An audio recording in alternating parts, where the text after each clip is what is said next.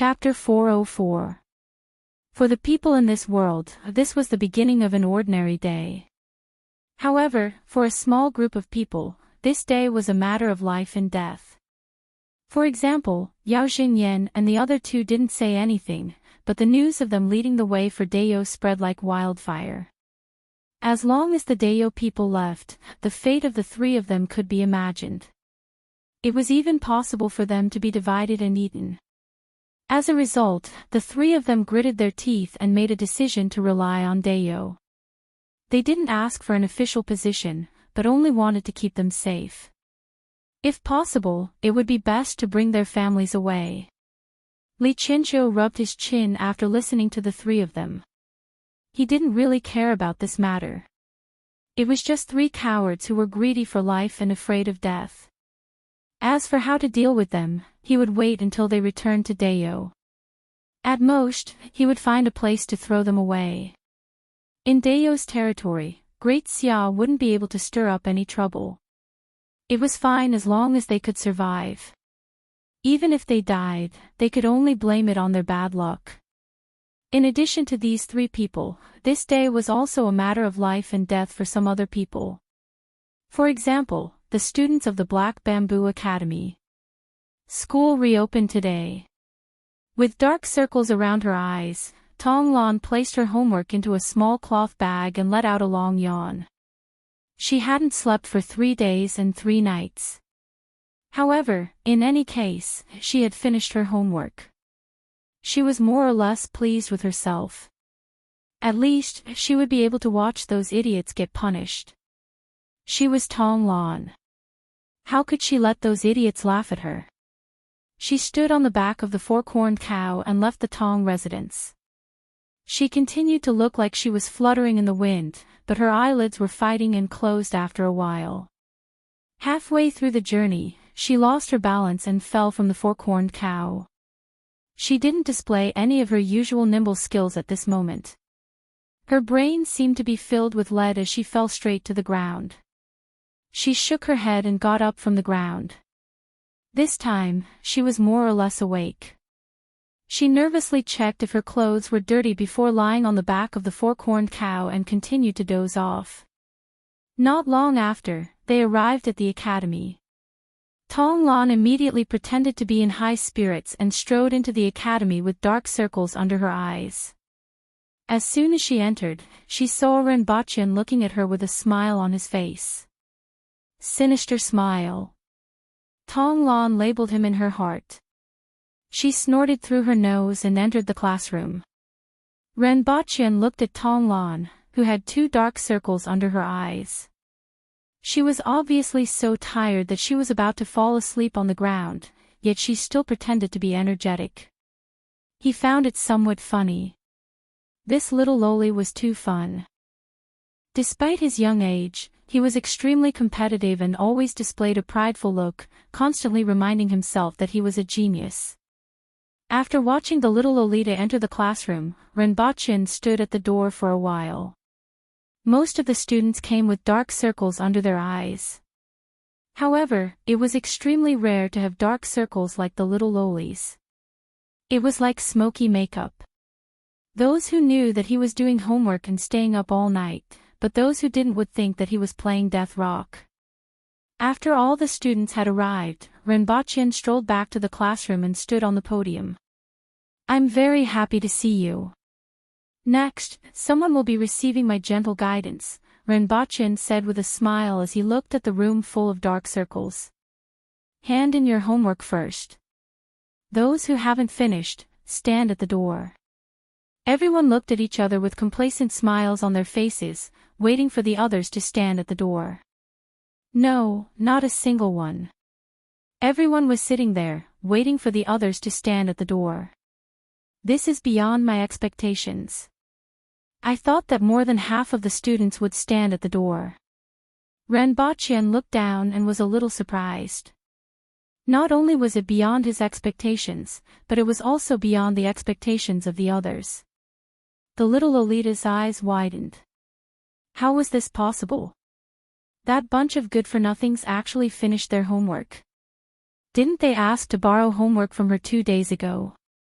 One had to know that she had done half of it previously and had to work for 3 days and 3 nights to finish it. How could they possibly finish it? It's still not too late to stand at the door. If I find out that you haven't finished your homework and haven't stood up, you know the consequences, Renbochin reminded them. Still, no one stood up. All right, hand in your homework here. I will look at it when I go back tonight. Renbochin nodded. This was indeed a pleasant surprise. In any case, he was very satisfied that this bunch of fellows still knew how to do their homework. Next, he mainly reviewed the content that they had learned previously. He picked a few students to stand up and answer his questions. About half of them answered correctly.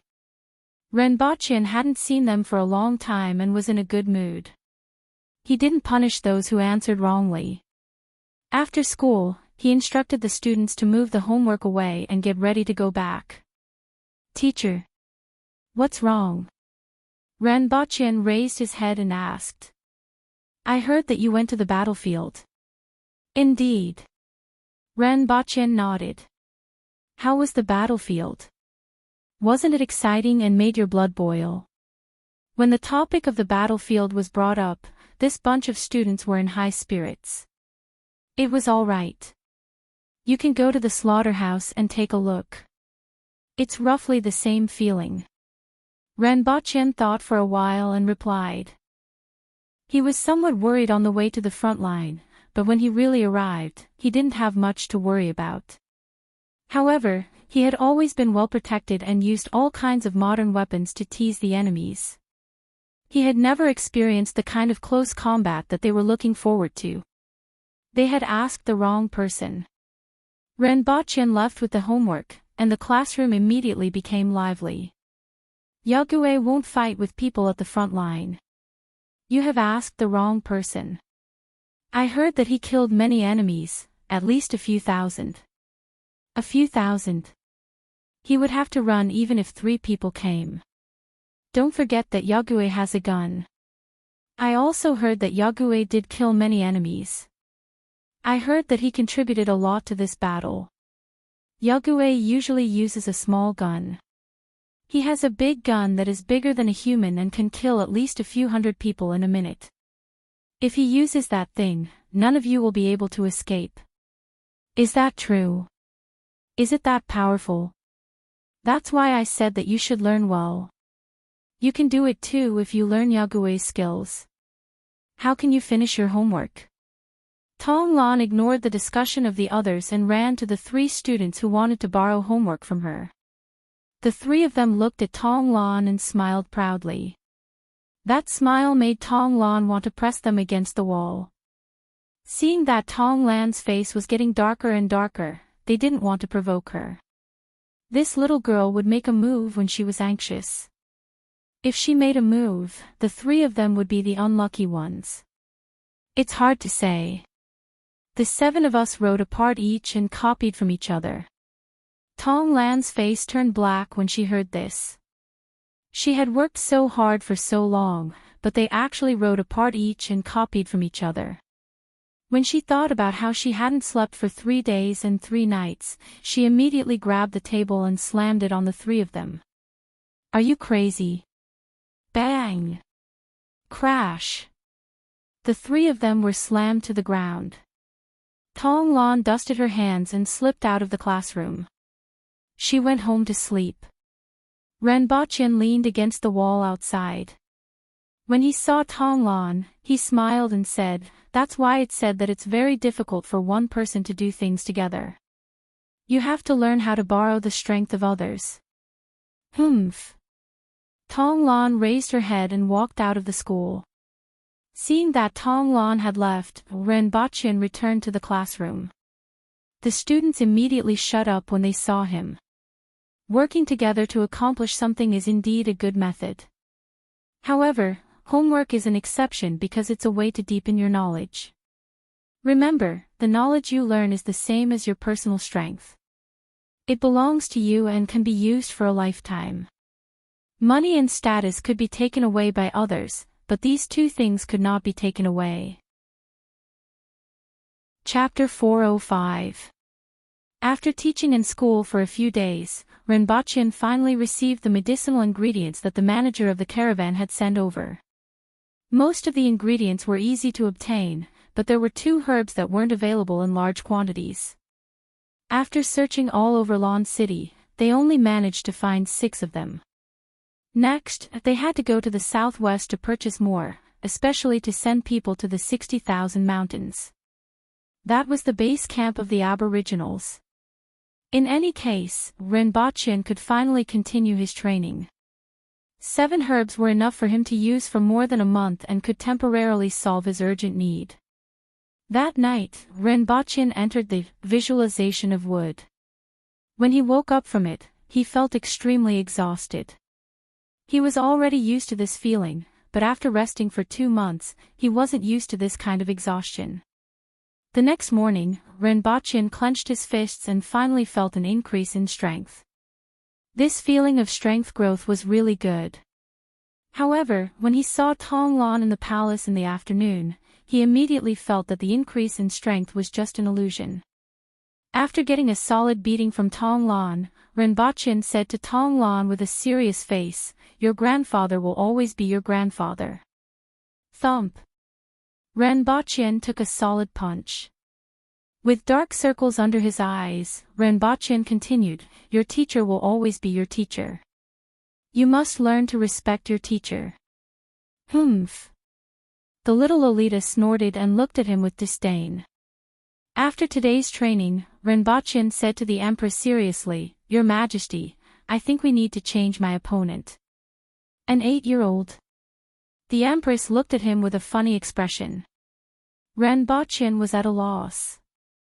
Wouldn't it be a little too embarrassing if he couldn't even beat an 8-year-old? He absolutely believed that the Empress could find an 8-year-old genius who could beat him up. Why don't I change the palace guards to be my opponent? Renbochin thought about it and gritted his teeth. In any case, the palace guards would still be gentler than Tonglan. After all, Renbochin still had his status. Furthermore, the palace guards might not be as strong as Tonglan. Not only were they both at the earth will level, but the things that Tonglan had learned weren't something that the palace guards could compare to. After all, Tongzhinya was a spirit will expert and had some tricks up his sleeves. Tongzhinya's Black Tiger Steel's Heart 13 combo had defeated Qin Chuan several times. Renbochin felt that the Minister of War was better at fighting than the Minister of Works. But in reality, Qin Chuan lost more than he won. "I will change it for you after you defeat Tonglan." The Empress looked at the change in his expression.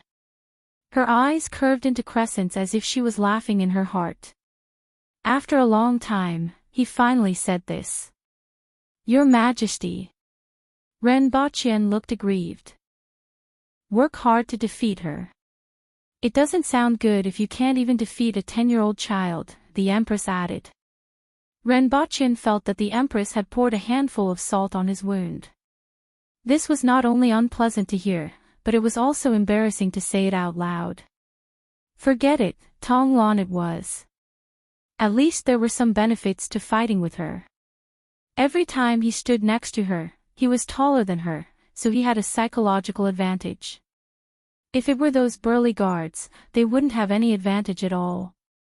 It was still sunny just now. Renbochin sat in the chair beside the Empress and basked in the sun for a while. Then, the sky was filled with dark clouds. When Renbochin and the Empress returned to the main hall, it began to rain heavily. Bean-sized raindrops smashed on the tiles and the ground, making pitter-patter sounds. "Your Majesty, do you want to eat hot pot tonight?" Renbochin turned his head and asked after looking at the rain outside. "Sure." The Empress nodded. She couldn't get enough of hot pot. Before the sky turned dark, the guards brought the ingredients for hot pot in the rain. Renbochin and the Empress listened to the sound of the rain in the main hall. In front of them was a steaming hot pot, which felt very good. Renbochin poured wine for both of them, raised his cup to the Empress, and downed it. Those people in the south are always dishonest. I just killed a group of them, and recently, I discovered that they are secretly colluding, the Empress said faintly as she drank the wine. He didn't know when she developed this habit of always talking about things while eating. Oh. Ren Bachien nodded. This kind of thing had never stopped, but it became more serious after the war with Great Xia. What do you think? The Empress asked faintly. I will make a trip there. Ren Bachien said after thinking for a while. After all, it will take some time to settle these things. Just treat it as preparation for the Yun nation. However, it will be a pity that I won't be able to accompany your majesty. In that case, you don't have to feel regretful. I will make a trip there too, the Empress said faintly. Your Majesty, you are going too. Ren Bachien was slightly surprised as he didn't expect the Empress to actually go there. I want to see why they are still not satisfied after the imperial court has given them a peaceful life for decades, the Empress said. She was already tired of those people's petty tricks. If she hadn't promised them, she would have killed them long ago. Now that she was going there to settle things, she wanted to see what those people were like, what kind of life they were living, and whether the imperial court had mistreated them. What about the imperial court? Ren Bachien asked. Previously, she went to the north because of the war, and it was an urgent matter. Now that the war had stabilized, it didn't seem appropriate for the Empress to abandon the imperial court and run to the south. With the elders and the radio station around, there won't be any delays, the Empress said indifferently. In that case, I still have to bring my students along. I'm afraid this trip will take some time, Ren Bachien continued. Oh yes, Your Majesty, do you want to read your poem? I learned it from an old man when I was young, Ren Bachien asked. Read your poem. Everyone's poem is different. You can tell a person's fate by reading their poem. This is a skill that has been passed down for thousands of years, Ren Bachien explained. How do you read it? The Empress's curiosity was piqued by his words. Your Majesty, give me your hand.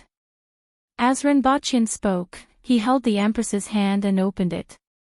Then, he used his other hand to touch her palm and squinted his eyes. He touched it once, then again, and again. The Empress's face was full of anticipation, and her eyebrows were raised, and her eyes were cold. Ren Bachien coughed and said, in terms of fate, Your Majesty was born rich and noble. You are at the top of the world and have the fate of the human emperor. In terms of marriage, Your Majesty is already married without any twists and turns, and you will live to a ripe old age together. The Empress continued to look cold. She felt that she had been deceived by this guy in front of her. In terms of fortune, Your Majesty's fortune is unparalleled, and you are sitting on the wealth of the world. Although your fortune isn't considered good at the moment, this year is your lucky year. From this year onwards, Your Majesty's fortune will gradually increase, and you will be the wealthiest in the world. In terms of children, Your Majesty has 12 children. Slap! The Empress's ears turned red, and she looked at Ren Bachien coldly. 12 children. Have 12 children. Just thinking about it was scary. Furthermore, it was difficult for the Aboriginals to have children. It was considered good for an average family to have 3 to 5 children. Otherwise, there wouldn't be so few Aboriginals. At her level, it was even more difficult to have children. This bastard was indeed deceiving her. Ren Bachien shook his hand with all his might, and his face was twitching. Yes, I have 12 children. Ren Bachien took a deep breath and said. Slap! The Empress's phoenix eyes widened. If she didn't have 12 children, then whose? Chapter 406. It was nighttime. Dark clouds covered the moon. Yun Nation, outside Qingfeng City. More than 20 people appeared not far from the city and looked at the city wall with torches in the distance. The leader was a huge man who looked like a small giant and carried 2 double-edged axes on his back. He was the one who led the attack on the 7th Prince of Great Xia. This time, he was still the leader of the operation to exterminate the Yun Nation's Guqing warlord and his family. The Department of Inspection was mainly in charge of covert matters. Among them, there was a department in charge of investigation, but this department seemed to exist in name only. Rather than investigating in secret, the Aboriginals might as well kidnap people and interrogate them. The other department was in charge of killing. However, the Empress was straightforward and would behead anyone she didn't like. As a result, they rarely had to do anything. On the contrary, they had to be mobilized twice in a year.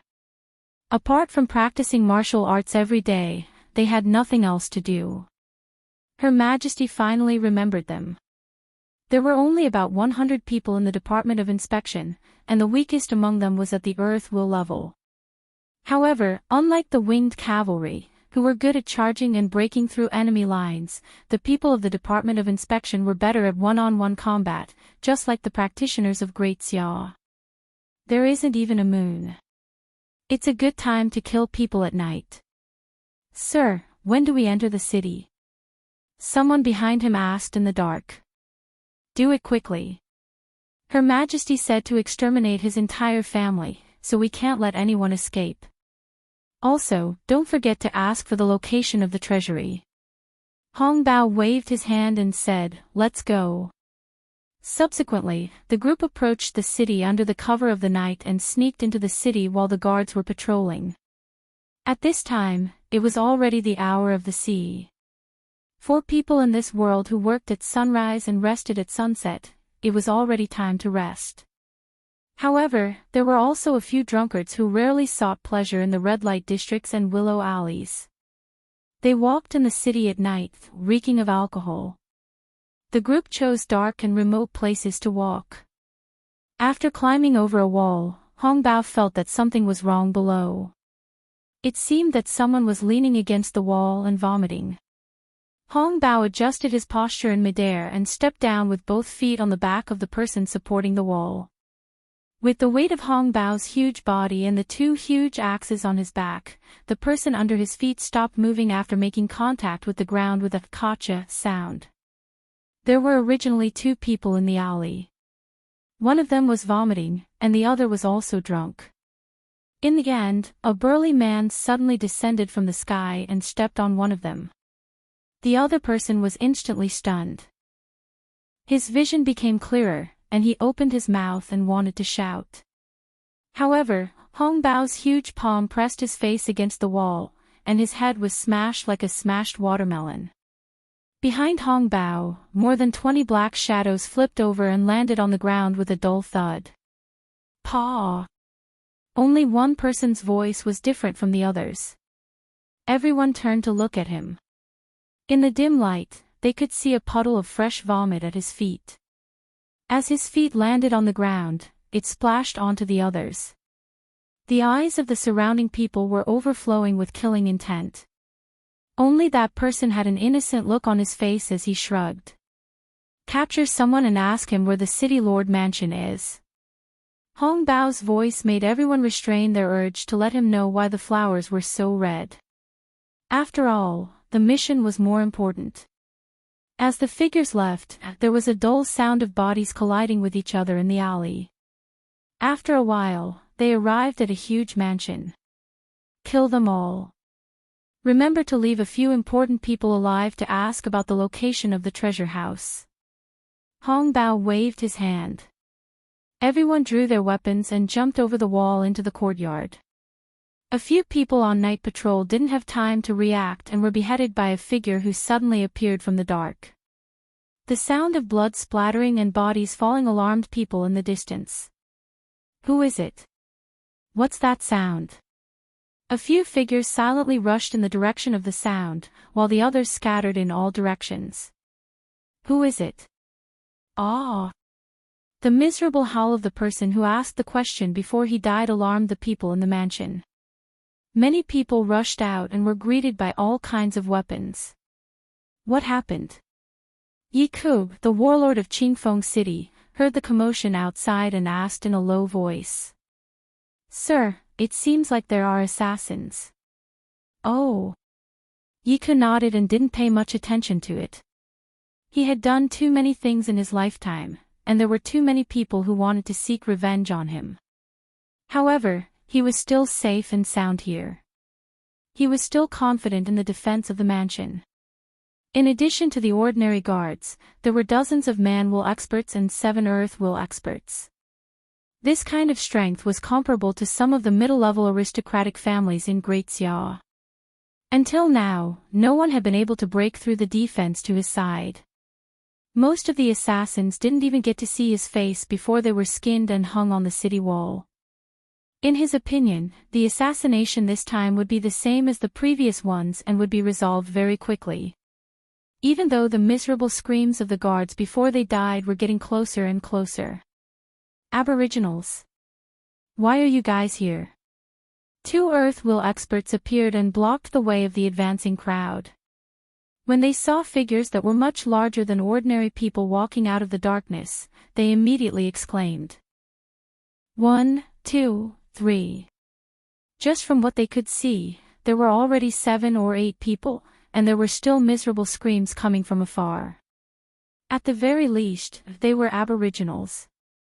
A life for a life, a debt to be repaid. A burly man holding a mace revealed his white teeth in the darkness. He looked like a wild beast and was full of malevolence. Kill! That burly man roared, jumped more than 10 meters, and smashed his mace.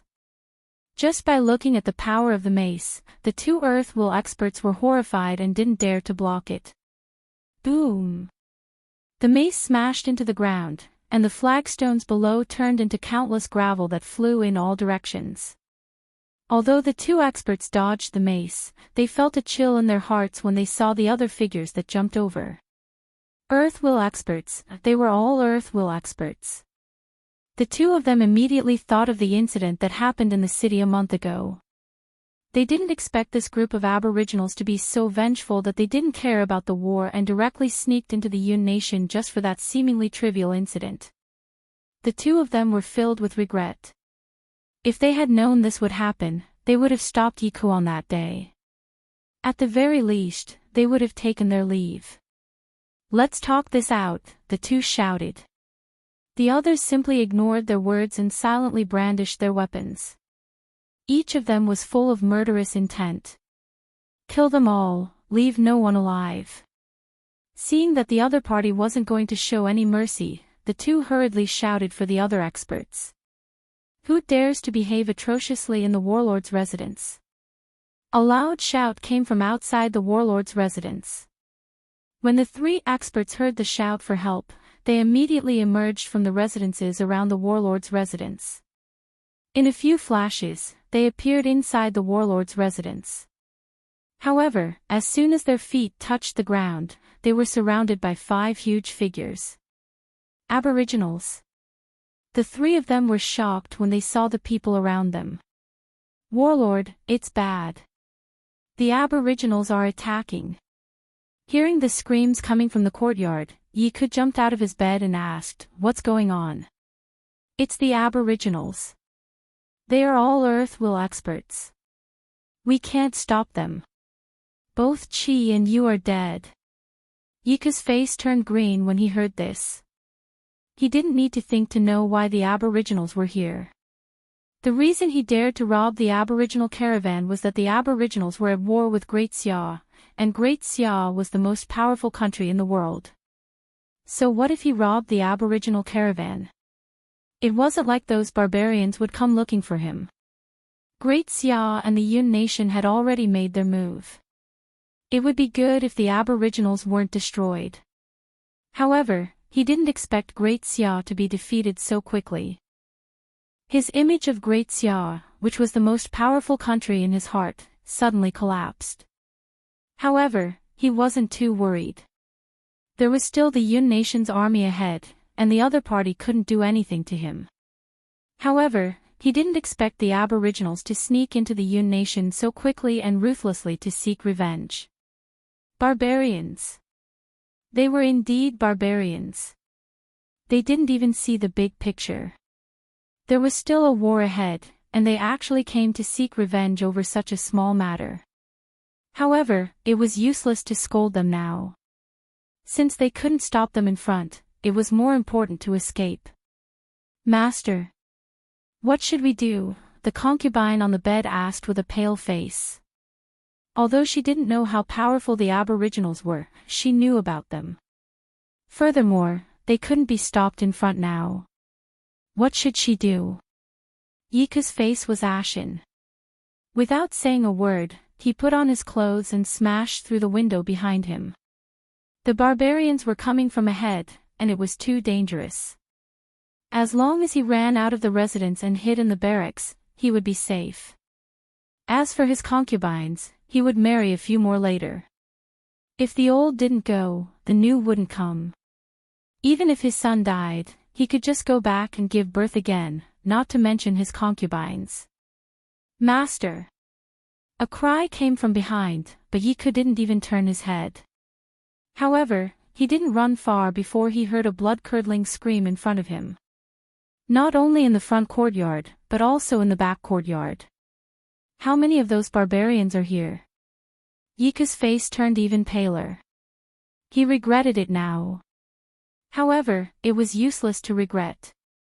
The problem now was where to run. Yiku was sweating all over as he looked around in the dark. Finally, his eyes lit up as he saw an old water tank under the eaves not far away. That place was a little remote and unnoticeable. If he ran around now, he might run into those barbarians. It was better to hide here. A massacre in the middle of the night. When the guards in the city discovered that the warlord's residence was being attacked, they immediately sent soldiers to rescue them. However, they were stopped outside by 7 or 8 people. In the city, it was still a pitch-black night. To the ordinary soldiers, 7 or 8 Aboriginal experts were like 7 or 8 gods of death as they killed their way into the crowd. The 1,000 people who came as reinforcements were killed in less than 15 minutes and fled in all directions. At this time, in the warlord's residence, Hong Bao stood in the room where Yiku had been previously. That concubine was curled up on the bed and shivering.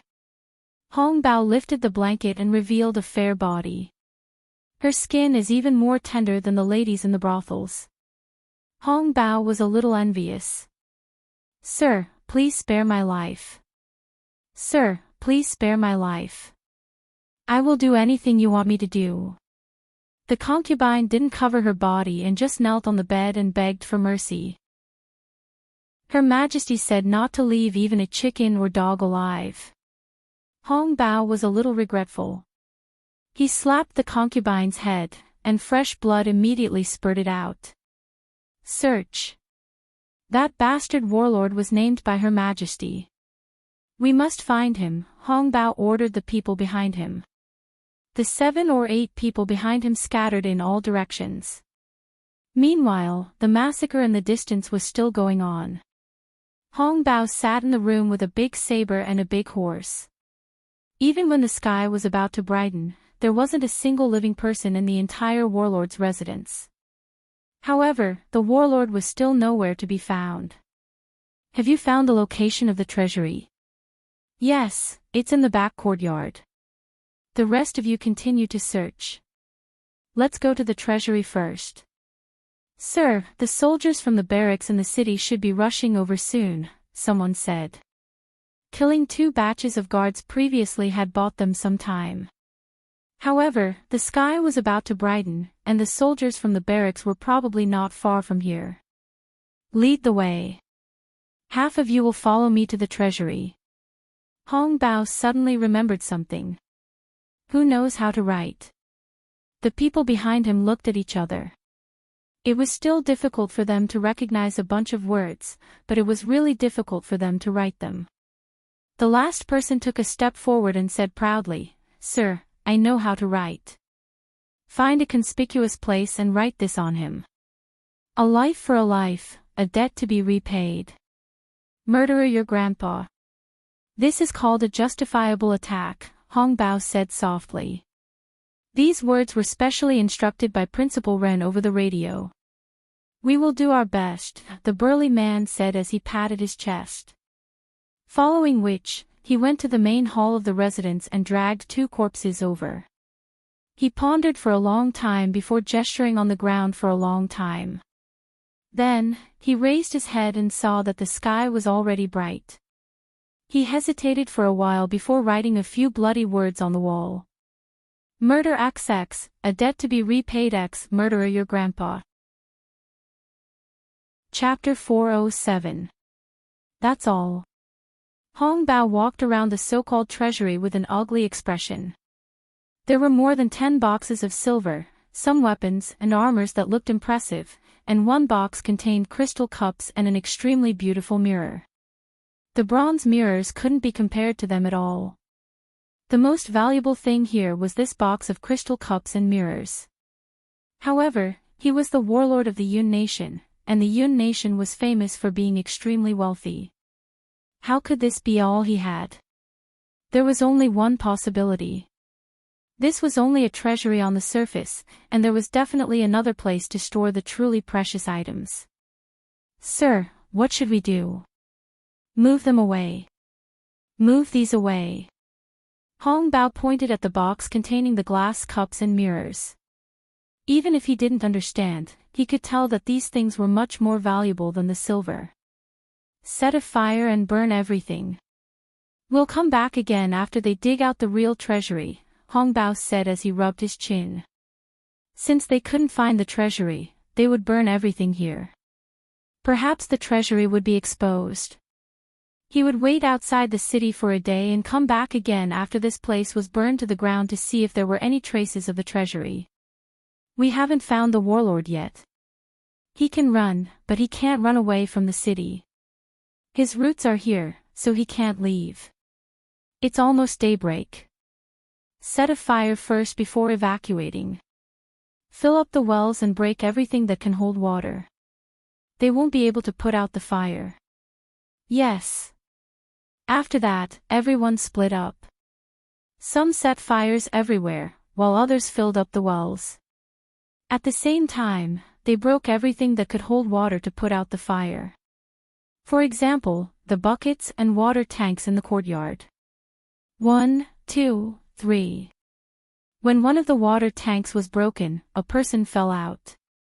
The person who broke the water tank was stunned. The person in the water tank rolled on the ground and ran away. That person was naturally Yiku.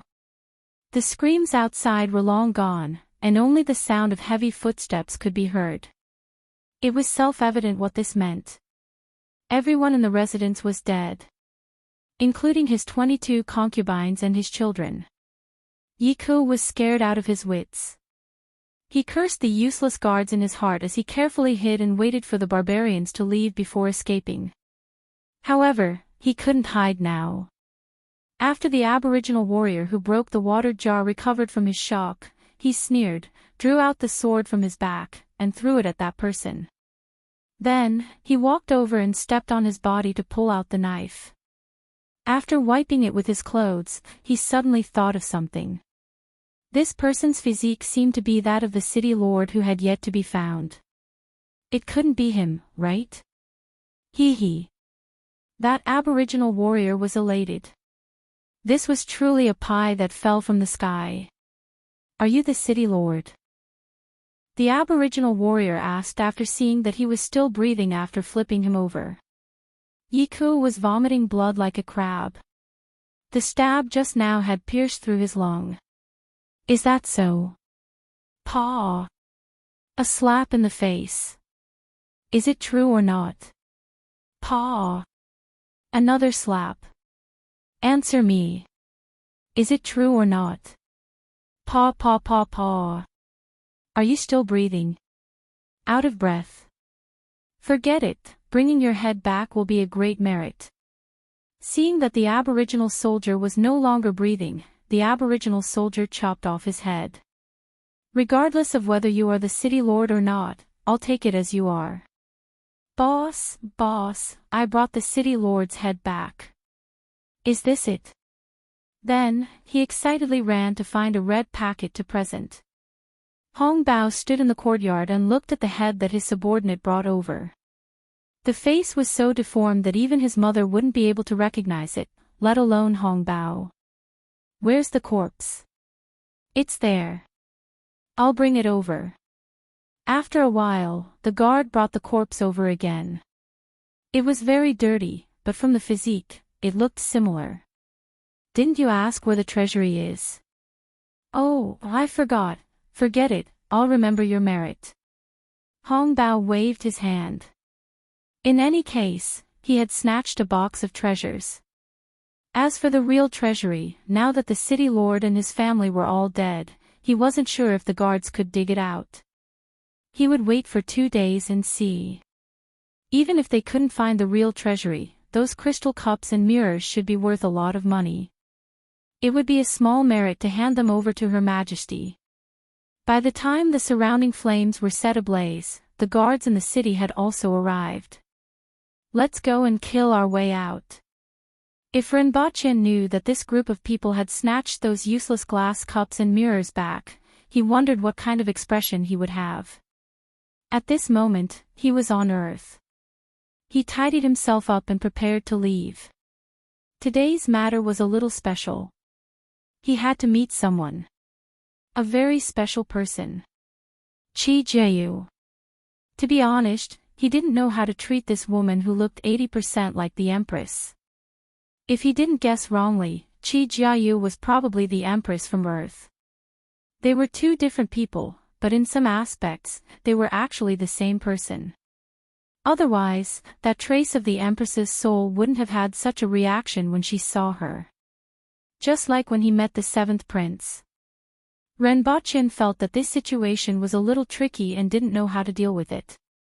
Ignore her. However, the thought of the Empress's soul at that time was like burying a thorn in his heart. Kill her. From a certain point of view, this was the best solution. He didn't feel guilty at all for killing an innocent person. He had already killed hundreds and thousands of people, so why would he care about an ordinary person? However, she was, after all, the Empress of this world. This identity made it a little difficult for him to kill her. Therefore, after thinking for a few days, he finally contacted Shenfeng to meet her. The method was very simple.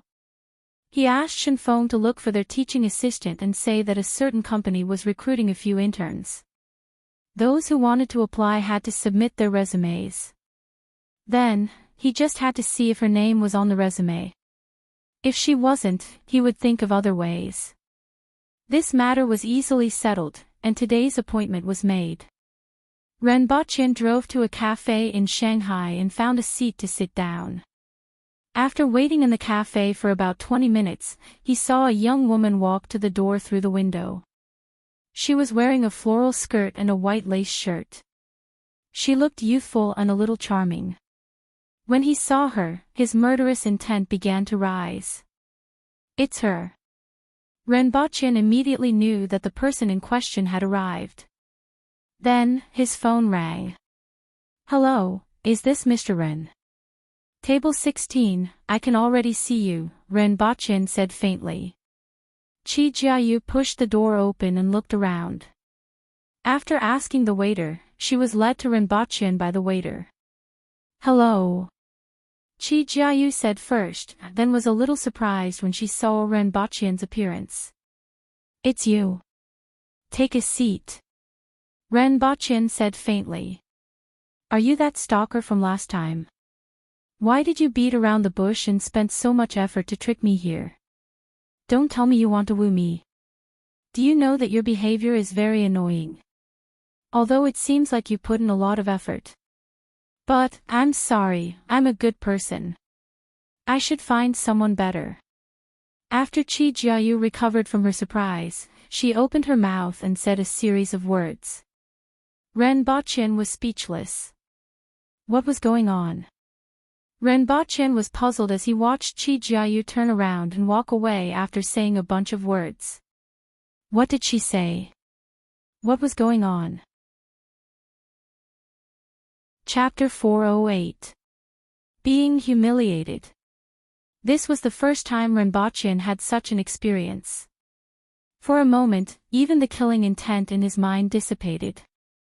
His head was full of question marks. After sitting in the same spot for a while, Renbochin couldn't help but laugh. He wasn't embarrassed or angry because he didn't have those thoughts in the first place. Therefore, this development made him feel very amused. It was also a pity. He wanted to talk to her before deciding what to do with her. Renbochin even considered keeping her as his mistress. 1 million a year. 10 million. Money didn't mean much to him. Keeping such a small empress might come in handy in the future. He wouldn't touch her as long as no one else touched her. Unfortunately, she ruined this opportunity. He ruined his own path. Since the other party wasn't willing to talk, there was no need to talk. It was better to kill her. Renbochin threw the money on the table and walked out of the cafe with a smile. Qi Jiayu was nowhere to be seen.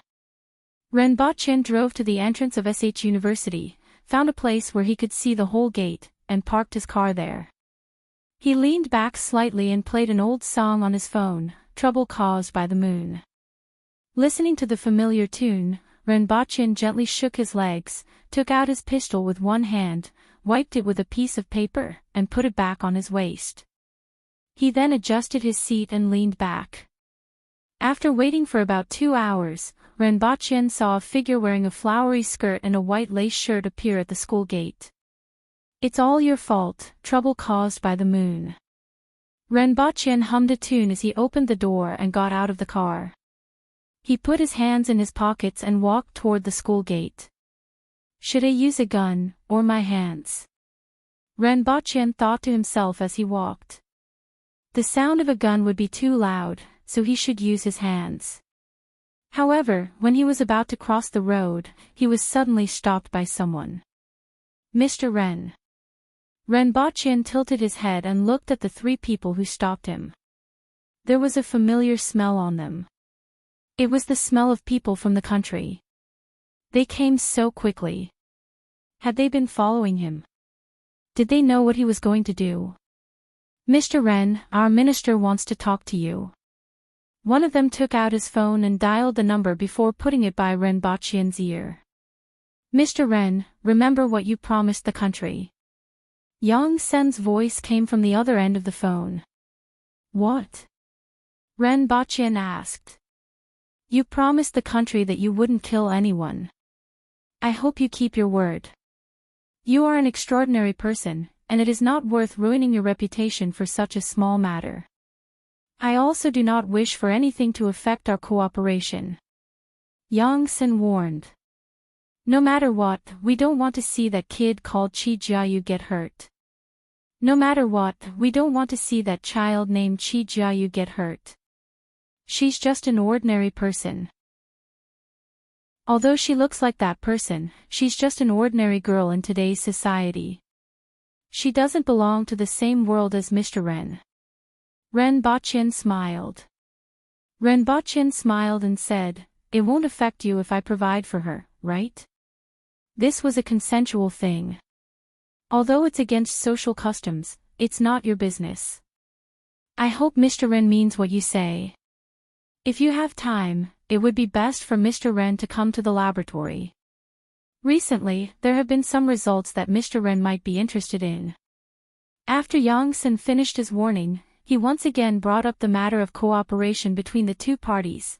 I mean, Yang he, was. Renbochin didn't answer and handed the phone back to her. Goodbye.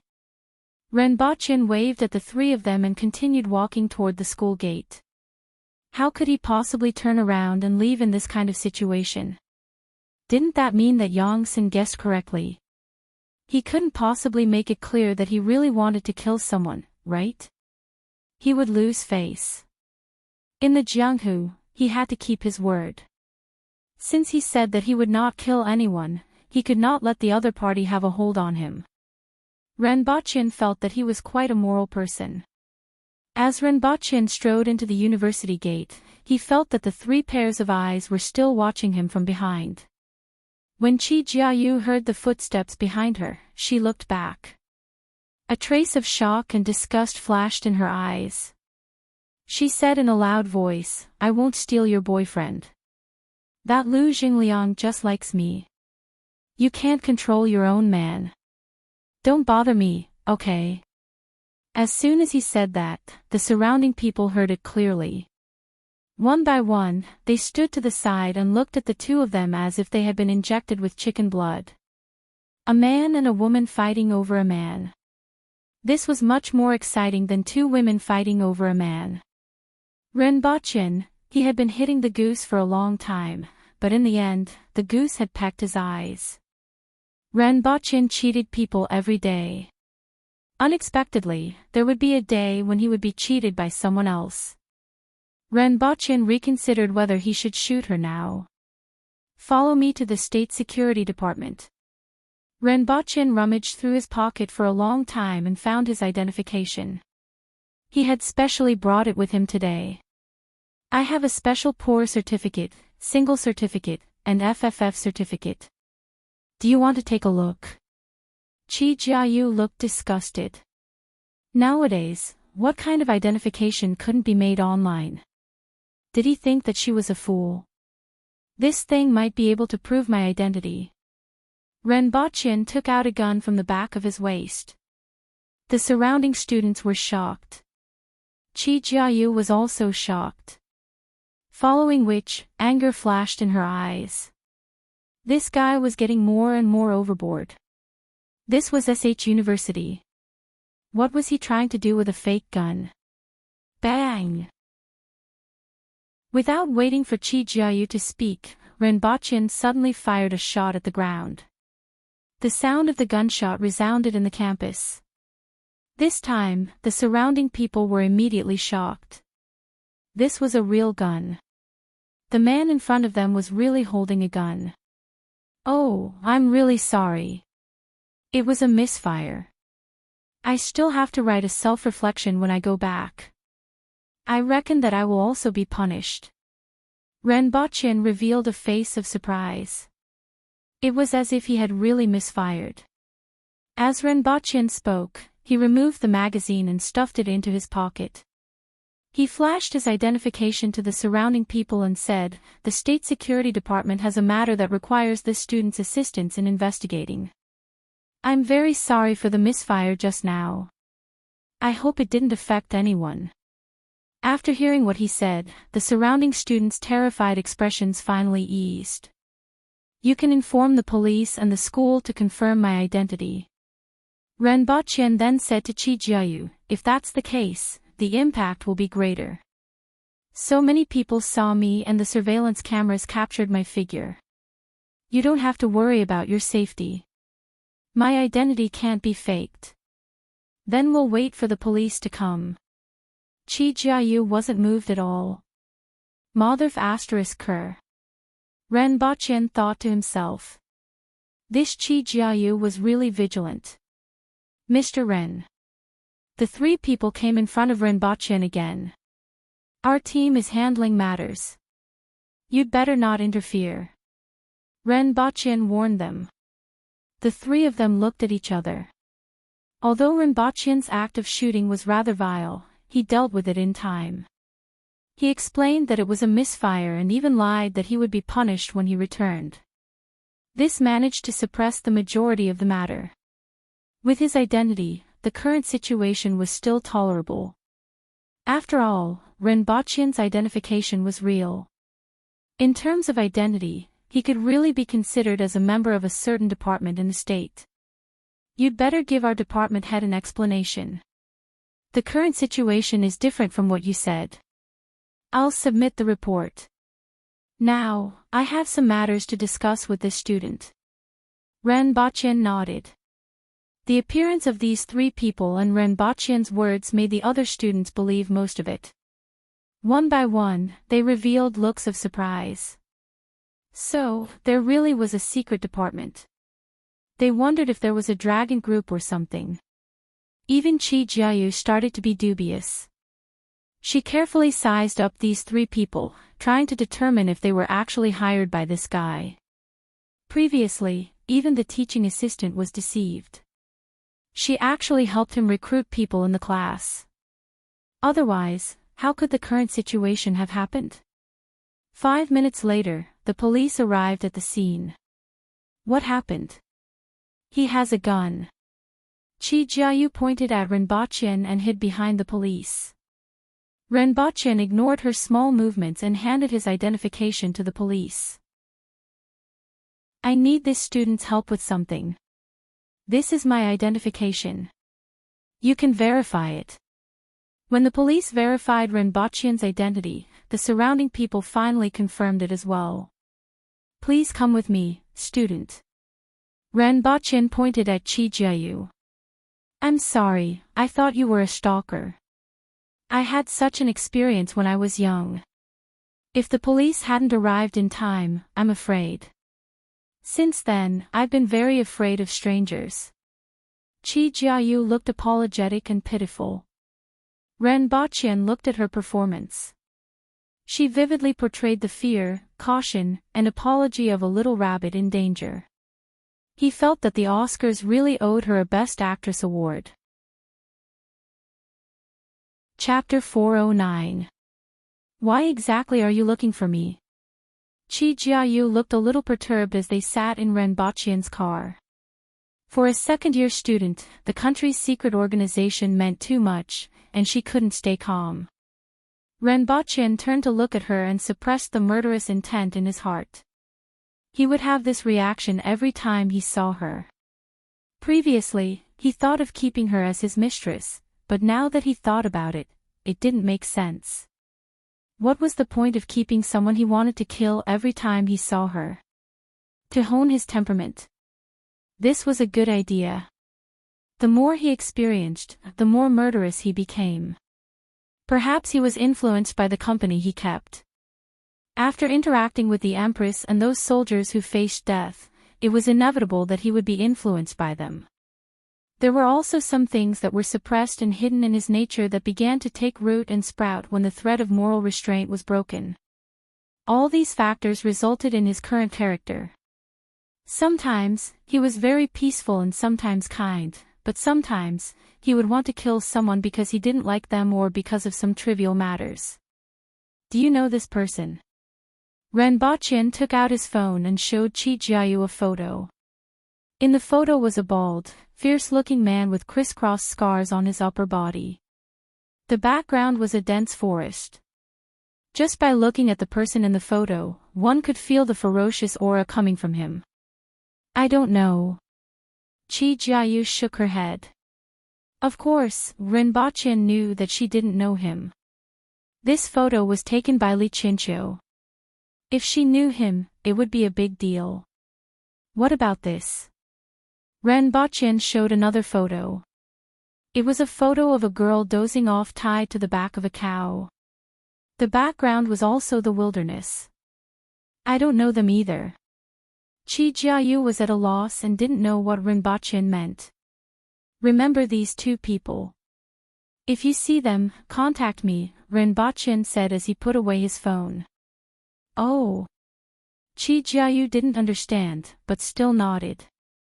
She didn't know why Renbaqian thought that she would meet these two people.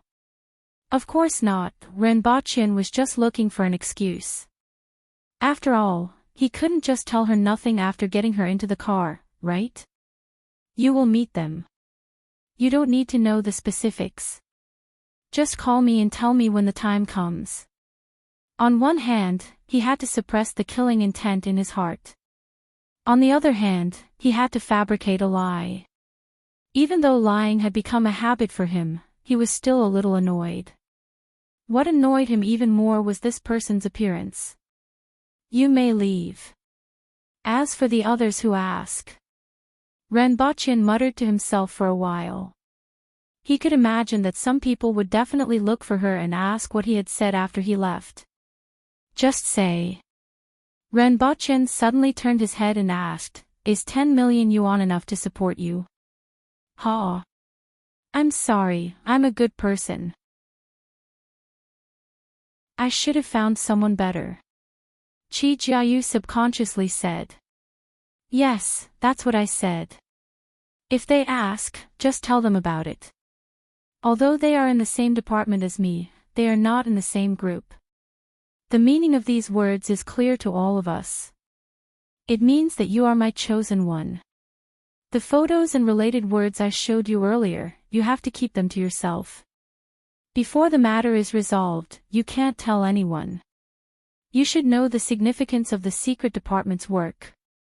Don't cause trouble for yourself, and don't cause trouble for me. Renbochin waved his hand. That's it. Remember to say that. Oh. Chi Jiayu was still in a daze. She had no idea what was going on. Why do I have to do all this? Chi Jiayu finally thought of asking a question. You don't have the right to refuse. Furthermore, once you're done, I will help you apply for funding for your informant activities. After Renbochin drove away, she stood in the parking lot and stared blankly for a long time. If someone really wanted to support her with 10 million yuan, would she agree? 10 million yuan. She wouldn't be able to earn that much even if she worked for a lifetime. It was tempting to think about it. Unfortunately, this wasn't true. This is student Chi Jiayu, right? I have a few questions to ask you. 3 men walked in front of Chi Jiayu. They were the 3 men in the campus just now. They seemed to know Renbochin and were from the same department. Chi Jiayu recognized them at a glance. What's the matter? What did Mr. Ren say to you just now? One of them asked. Chi Jiayu immediately recalled what Renbochin said just now. With a shy look on her face, she said, he asked me if I could support him with 10 million yuan. How did you answer? I'm sorry, I'm a good person. I should find someone better, Chi Jiayu said. The 3 men looked at Chi Jiayu. This kind of hair clip was really rare. What else did he say? He didn't say anything and just let me out of the car. If you encounter any problems in the future, you can call this number. One of the men took out a pen and a notebook, wrote a line of phone number on it and handed it to Chi Jiayu. What does that mean? It means that if you encounter any danger or trouble in the future, you can call this number. I will encounter danger. Chi Jiayu was surprised. People will always encounter danger. You can even be knocked down by a car on the road. The man said something ambiguous. Sorry to disturb you. After the 3 men left, Chi Jiayu held the piece of paper with the phone number and thought about the 2 photos Renbochin showed her. He said that she would encounter these 2 people, and these people said that she would encounter danger. What did they mean? Were these 2 people very dangerous? After Renbochin left Chi Jiayu, the murderous intent in his heart gradually subsided. This feeling of wanting to kill someone but having no choice but to suppress it was uncomfortable. He gave his family a call and chatted for a while before he finally calmed down. Now, his family had already accepted the situation of not being able to see him all year round. However, they were still concerned about his marriage. Every time they called, they didn't forget to ask when they would bring the girl back to see her. Renbochin's mind was filled with the idea of bringing this impostor back to let his parents meet her. However, he gave up on this idea as soon as it appeared. If the Empress met his parents in the future and found out from them that he brought a girl like her back, he reckoned that he would be out of luck. For the next 2 days, he stayed in the villa in a daze. Although Yang Sen said that there was progress in his research, he wasn't in the mood to go over now. After staying in the villa for 2 days, he brought a batch of radio stations, walkie-talkies, batteries, and solar panels back to the other world. These things were still very lacking in the other world. Before technology was developed, the first thing to do was to popularize instant communication. After leaving Pingle Park, he went to see the Empress. Looking at the already half-empty candy tree in the main hall, Renbochin felt that if the aboriginals weren't physically strong, the Empress would have a toothache sooner or later based on the way she ate candy. Fortunately, the Empress's body was extremely strong and even ordinary swords couldn't injure her. If the Empress had a toothache, it would be much more dangerous to treat her than a crocodile. After boiling the cotton candy for half a day, the candy tree was filled with them. Renbochin took 2 large cotton candy, sat on the sofa, and passed one to the Empress. These days, I saw someone who looked very similar to your Majesty. I almost mistook her for someone else. This world is really wonderful. There's actually someone who looks so similar to your Majesty.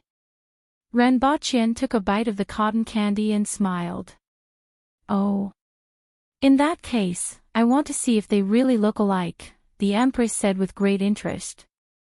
The next time we go back, your Majesty, come with me to take a look. Renbochin smiled. After a few minutes, Renbochin discovered something strange. The Empress actually stopped eating after taking a bite of the cotton candy.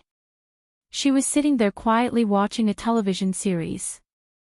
With the Empress's love for sweets, this kind of thing was really rare. Why aren't you eating, your Majesty? The Empress turned her head and looked at Renbochin. After a while, she slowly said, I don't know why, but I have a toothache. I'm not in the mood to eat. When the Empress felt pain, she wouldn't look as delicate and pitiful as an ordinary girl. Therefore, even if she didn't say anything, it was very hard for others to notice.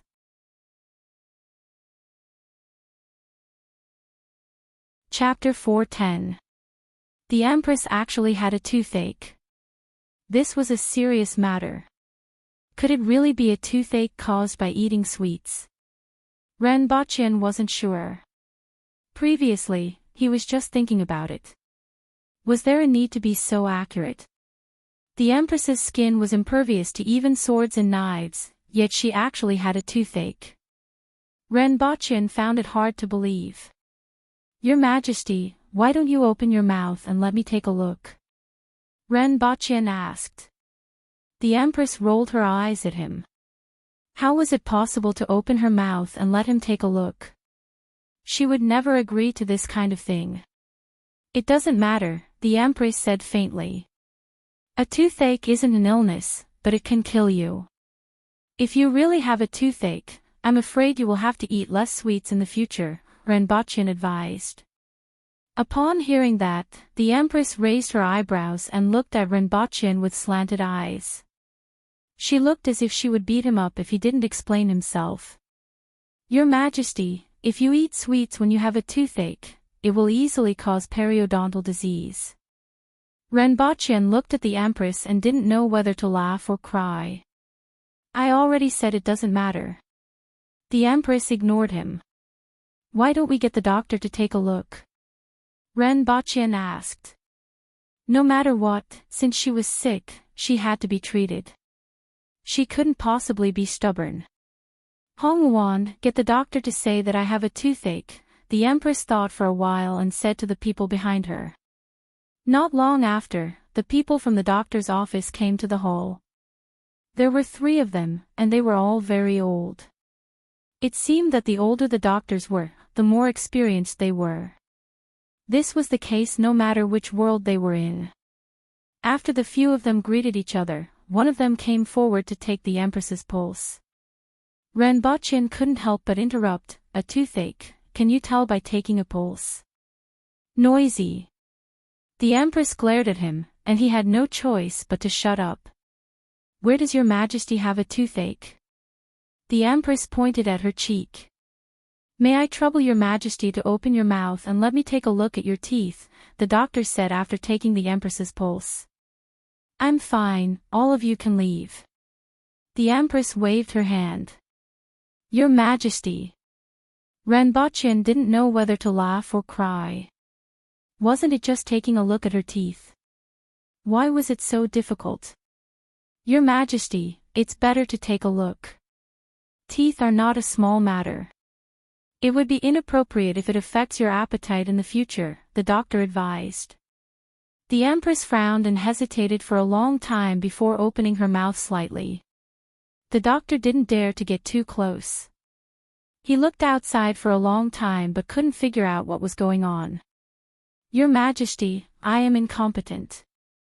The doctor apologized and took a few steps back. Another doctor came up. After the 3 doctors examined the Empress, none of them found anything wrong with her teeth.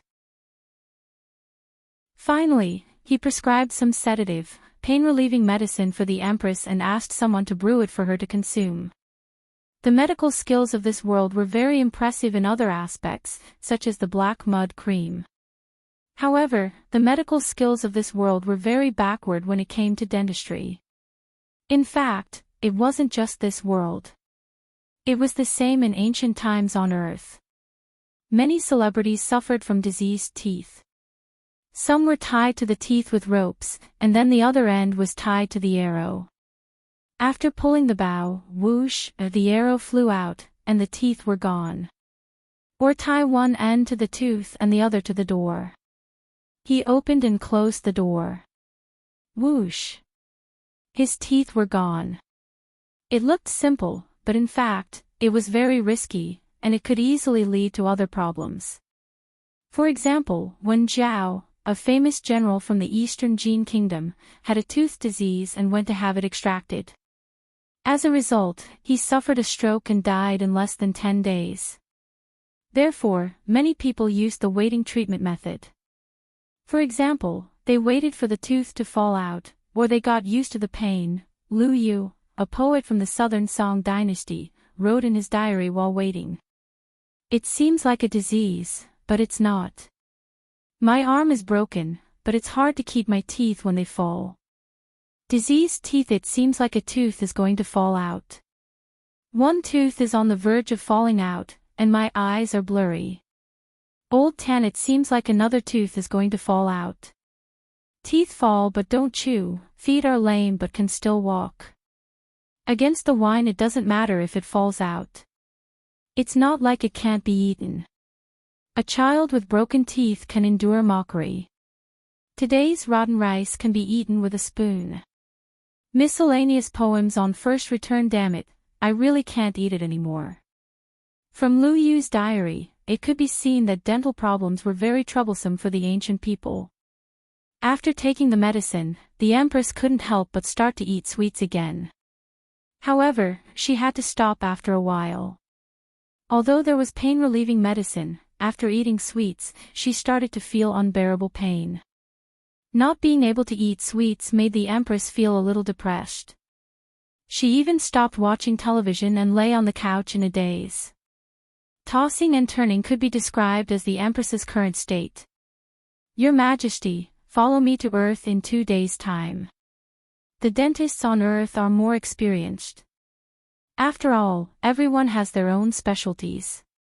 We have dentists who specialize in dentistry." Rinpoche looked at the Empress and couldn't help but say. The Empress remained silent. At this moment, she finally realized the seriousness of the matter. Not being able to eat sweets made her feel more conflicted than if Great Xia attacked. Seeing the Empress remain silent, Rinpoche knew that she had acquiesced. "Move the candy tree away in a while," Rinpoche said. This was to prevent the Empress from wanting to eat the candy tree when she saw it. "No way." The Empress sat up from the couch and glared at Rinpoche. That candy tree had almost become her treasure. Whoever dared to touch that tree, she would teach them a lesson. Rinpoche helplessly spread his hands when he saw the Empress looking at him covetously. 2 days later, Rinpoche and the Empress returned to Earth again. The Empress changed her clothes and sat on the sofa with an ice cream in her hand. After taking 2 bites, she had no choice but to stop. In the past, she never felt uncomfortable eating cold food, but it was different this time. "Your Majesty, let's go to the dentist." Rinpoche changed his clothes and went downstairs. Both of them got into the car and Rinpoche began to follow the route to the dentist's hospital that he found on the map on his phone. The Empress was still in low spirits. Even though the Empress didn't speak much, Rinpoche could still sense whether she was in a normal mood or not. "She will be fine after seeing the dentist," Rinpoche comforted her. At the dentist's hospital, they registered and took their disposable tools. Renbachien and the Empress waited for a while before it was their turn. The dentist was a female doctor in her 30s. When she saw the Empress, her eyes flickered slightly. "Do you have any medical records?" "No." "What's the problem?" the dentist asked casually. "She has a toothache. It should be here." Renbachien pointed to his face and said, "The Empress should be suffering from a toothache here. Is she sick or are you sick? Tell me yourself, what's the problem? Where does it hurt?" the dentist said impatiently.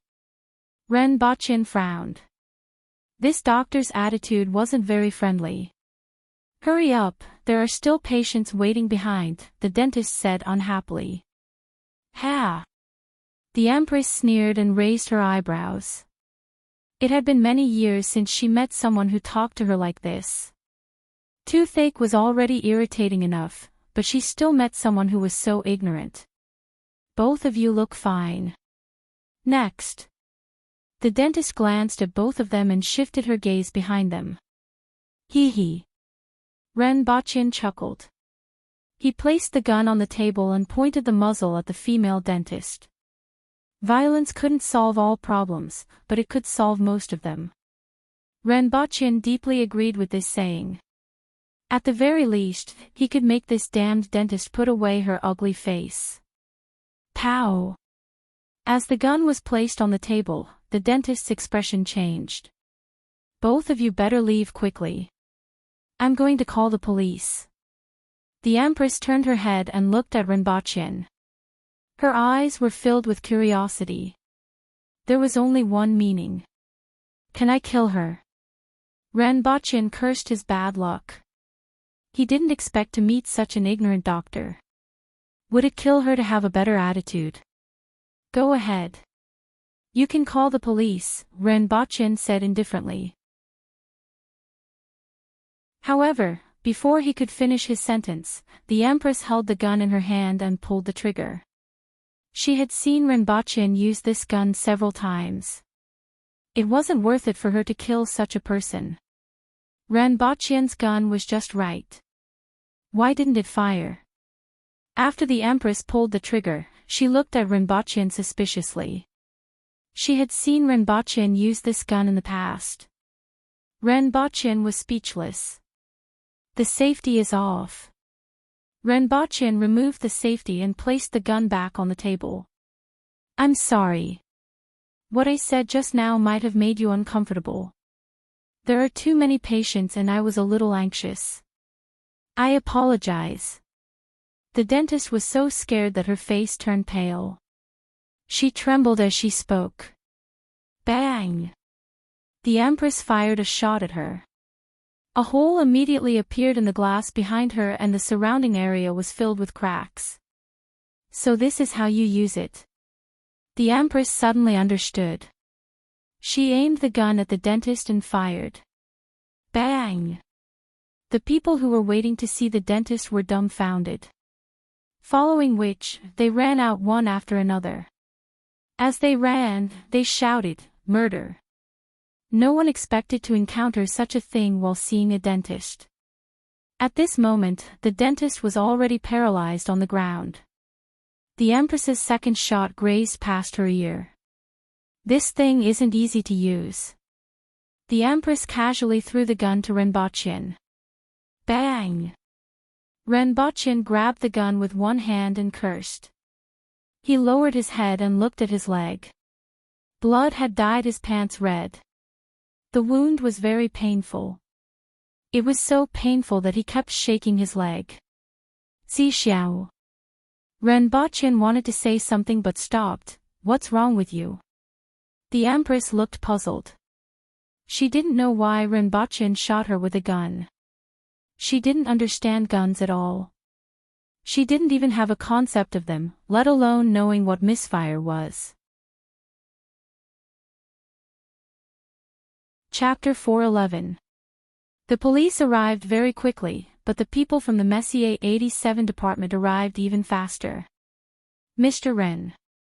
The person who arrived didn't look too good. "Hey, you can't blame me for this.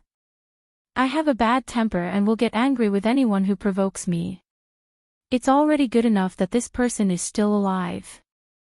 Renbochin spread his hands. As he spoke, he got up and limped out. Yo! Yo! Yo! Renbochin sounded like he was singing hip-hop. As he walked, he screamed and sucked in cold air. It hurt. The gunshot seemed to have hit a bone. He had never been a tough guy who would pretend to be fine even if he was shot. He wanted the whole world to know that he was suffering from a minor illness, let alone a gunshot wound. Only then did the person notice the gunshot wound on Renbochin's body. Why did you hit yourself? The Empress saw that Renbochin was in so much pain and still couldn't understand why he had hit himself. Renbochin was speechless and couldn't be bothered to explain. Soon after, the police arrived. However, the people from the Messier 87 department interceded and didn't do anything to Renbochin. When the Messier 87 department understood the whole story, they didn't know whether to laugh or cry. Such a small matter had caused such a commotion. Fortunately, nothing major had happened. The doctor didn't die, but she was a little frightened. This was considered a lesson for her. They didn't like this kind of doctor. No one wanted to meet such a doctor when they were sick. Renbochin felt that he had suffered a loss. He had to treat the Empress's teeth. Others were fine, but he was shot. By the time Renbochin went to a nearby hospital to take out the bullet and bandage it, the Messier 87 department had already found a dentist for the Empress. Not only did they find a dentist, but even Yongsan personally rushed over along with several people from the laboratory. They were also very interested in some of the Empress's data. They usually didn't have the opportunity, but they definitely wouldn't miss such an opportunity. Even a strand of the Empress's hair was very valuable to them, not to mention her teeth, saliva, and blood.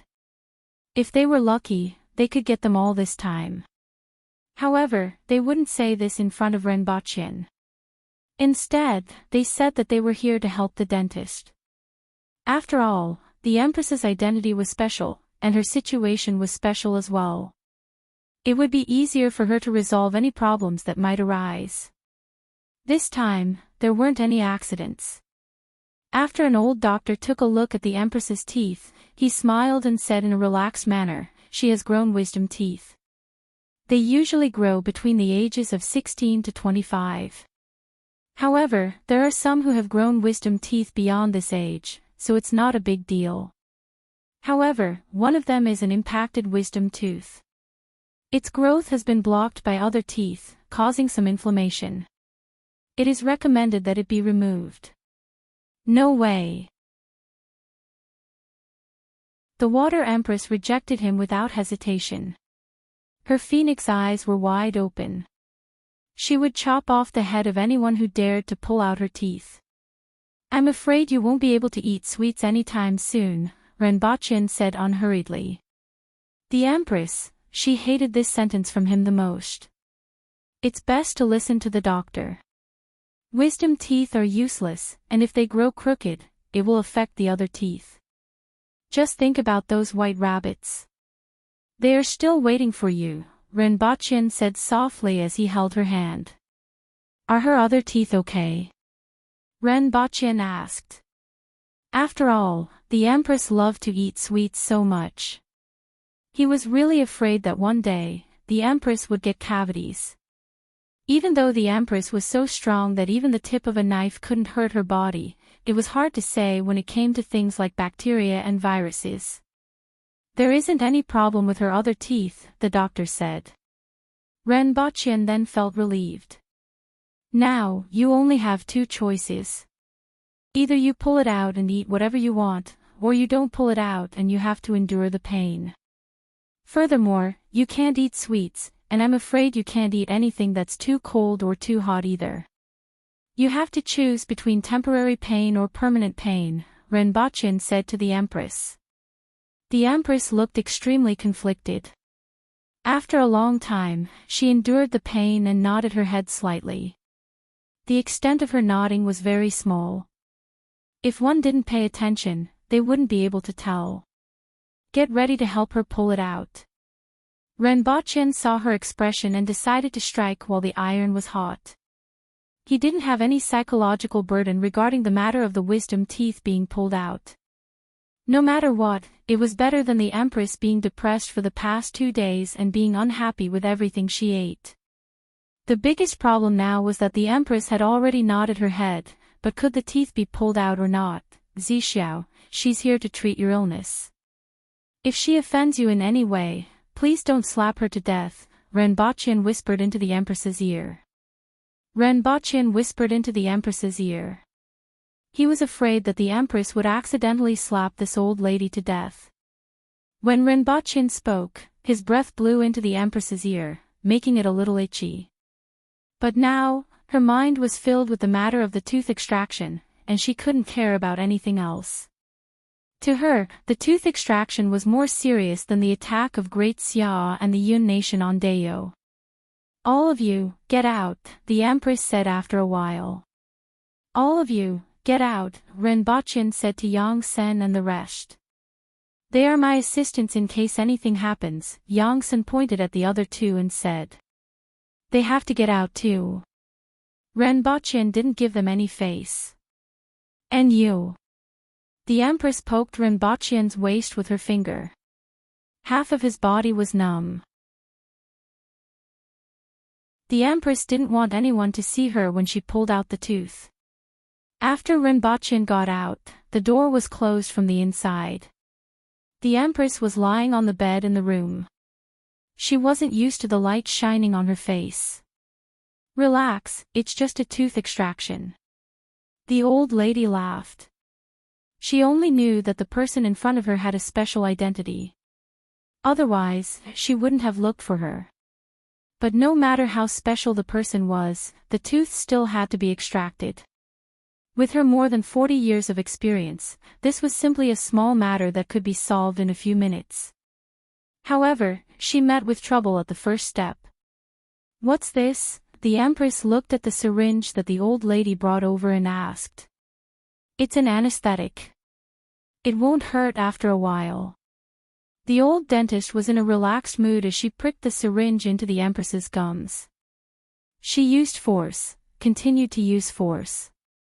Her forehead was sweating. What made her flabbergasted was that the syringe couldn't penetrate the Empress's gums at all. Crack. The syringe broke slightly. The old lady's hand trembled, and the broken syringe went straight down. It's over. The old dentist was alarmed. With such strength, she was afraid that the gums would be pierced through. However, what she didn't expect was that when she pricked the syringe, it didn't even pierce through the skin of the Empress's gums. The Empress squinted her eyes and raised her eyebrows. Her entire body was overflowing with murderous intent, and she resisted the urge to slap this person to death. Just by pricking her gums with such force, she should have been slapped to death even if she couldn't hurt herself. Sorry, the syringe broke. The old dentist wiped the sweat off her forehead. Before she could use a pair of forceps to remove the broken syringe from the Empress's mouth, the Empress spat it out and stuck it into the ceiling above. Following which, the old dentist tried her best, but she couldn't inject any anesthetic into the Empress's mouth. The Empress began to feel a little impatient. To her, leaving her mouth open and letting others play with her teeth was extremely humiliating and damaging to her dignity as an empress. Furthermore, the other party took such a long time to do it. The old dentist had a strange look on her face. Who was this girl in front of her? Even the syringe couldn't penetrate her gums. They were like steel. Was she really human? She even doubted whether she could extract her teeth. She was frightened. After a long time, the dentist asked cautiously, "Let me see if I can extract your teeth without using anesthetic." She felt as if she had come into contact with something extraordinary. How was this person in front of her human? She was basically a monster in human skin. Forget it. Tell me the location and I'll do it myself. The Empress sat up from the bed. At this moment, she understood that this person probably couldn't extract her teeth. She was too weak and was like an ant. The dentist's expression became even more strange. The patient came to her, but she couldn't do anything about it. She even had to extract her own teeth. If this matter were to spread, her reputation would be ruined.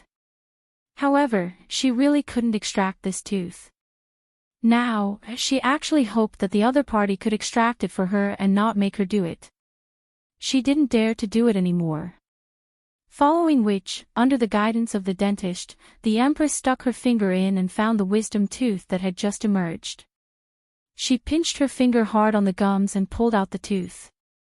It was simple and crude, but the price to pay was disastrous. That part of the gums was almost crushed by her pinch, and her mouth was full of blood. However, she didn't care. Instead, she sized up the wisdom tooth in her hand, threw it into her mouth, and swallowed it. This was one of the toughest parts of her body. How could she throw it away so casually? The dentist's eyeballs were about to pop out when he saw the Empress's series of actions. She pulled out a tooth that was only showing its head with her bare hands. How did she do it? Even if it was her, she still needed to separate that tooth from the gums, loosen it, and pull it out. Renbocchen stood in front of the door when he heard the sound of the door opening. He saw the Empress walking out from behind the door. How is it? Have you extracted it? This was what Renbocchen was most worried about. He always felt that the Empress's tooth wasn't that easy to extract. However, he had no other choice but to give it a try. Let's go, the Empress said.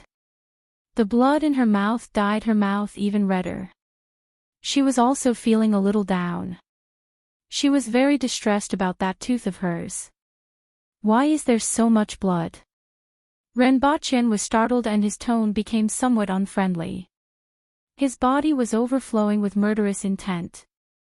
After killing so many people in the other world, even though his murderous intent wasn't as strong as that of the Empress and some Aboriginal warriors, it was still much stronger than most people on Earth. The atmosphere outside the room froze in an instant.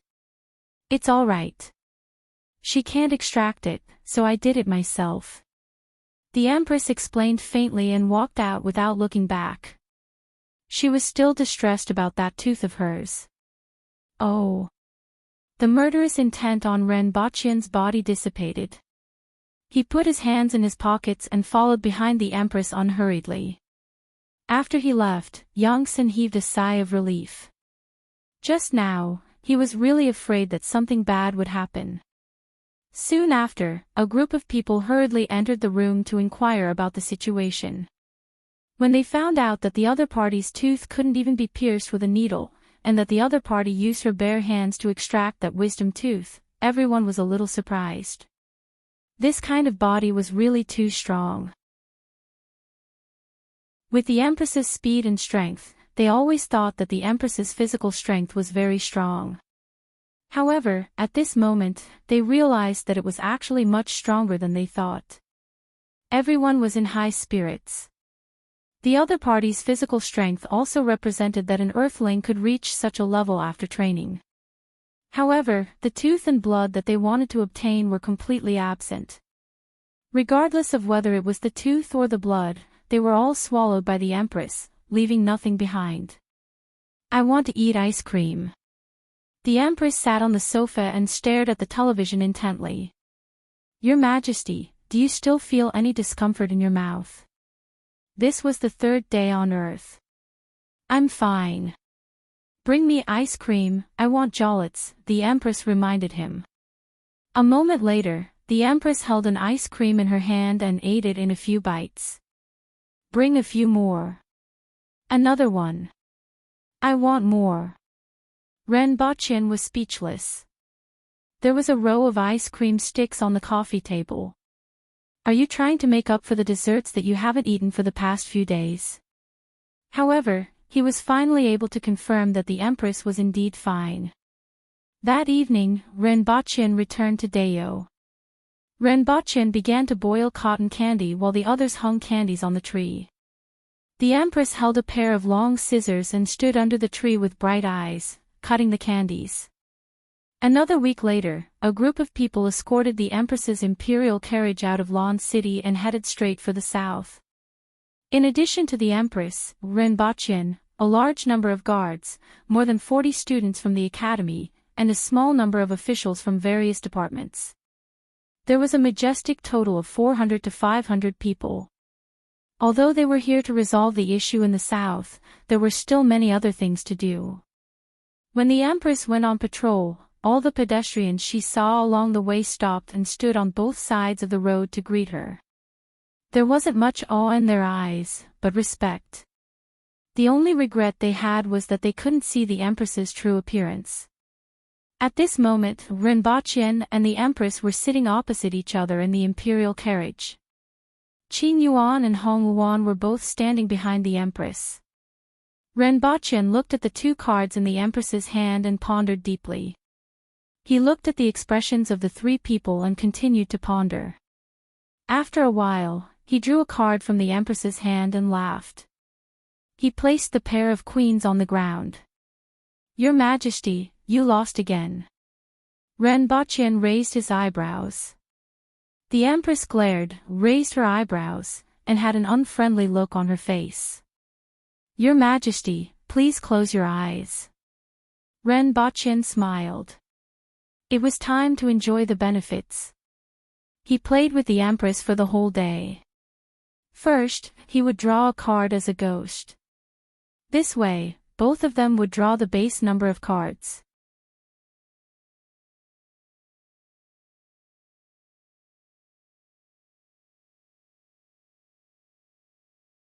Chapter 413. Oh yeah. Oh yeah. Oh yeah. It had been 3 days, and Renbachien had won 67 times in a row. The Empress was plastered like a mummy, and her face was densely covered with small notes. Every time the Empress moved her head, the notes would rustle. Again. The Empress gritted her teeth. At first, she was just playing, but now, Renbachien had no choice but to play. She didn't believe that she couldn't win even once. "Your Majesty, a small gamble is good for the mood, a big one is harmful, and a strong one is destroyed." Renbachien laughed mischievously. It was quite fun to paste notes on the Empress's face and see her gnashing her teeth in anger. After all, the Empress always had a cold face. Even though she was losing so much that her eyes were red, she still looked more human. Let the Empress win another 3 to 5 rounds. Renbachien pondered for a while and estimated that it was about time. He could see that the Empress was almost at her limit. If he continued to play, he would be the unlucky one. He was able to win 67 times in a game that relied purely on luck. Besides good luck, it was also because Qin Yuan and Hong Yuan's expressions were too recognizable. They looked at one of the cards anxiously. Drawing the other card would definitely not go wrong. Every draw would be accurate. These two fellows didn't even know that they had betrayed the Empress. Oh yeah. Good luck. Renbachien drew another card from the Empress's hand, put it on the ground, and laughed. "Your Majesty, it seems that your luck isn't good today. Why don't we play another day?" Renbachien said with a smile. Now that the Empress's eyes were red, how could she play another day? However, she still had to show her attitude. "Let's play another day then." The Empress's eyes were originally wide open. It was unknown what she thought of, but she suddenly changed her expression and said faintly, Renbachien was slightly surprised.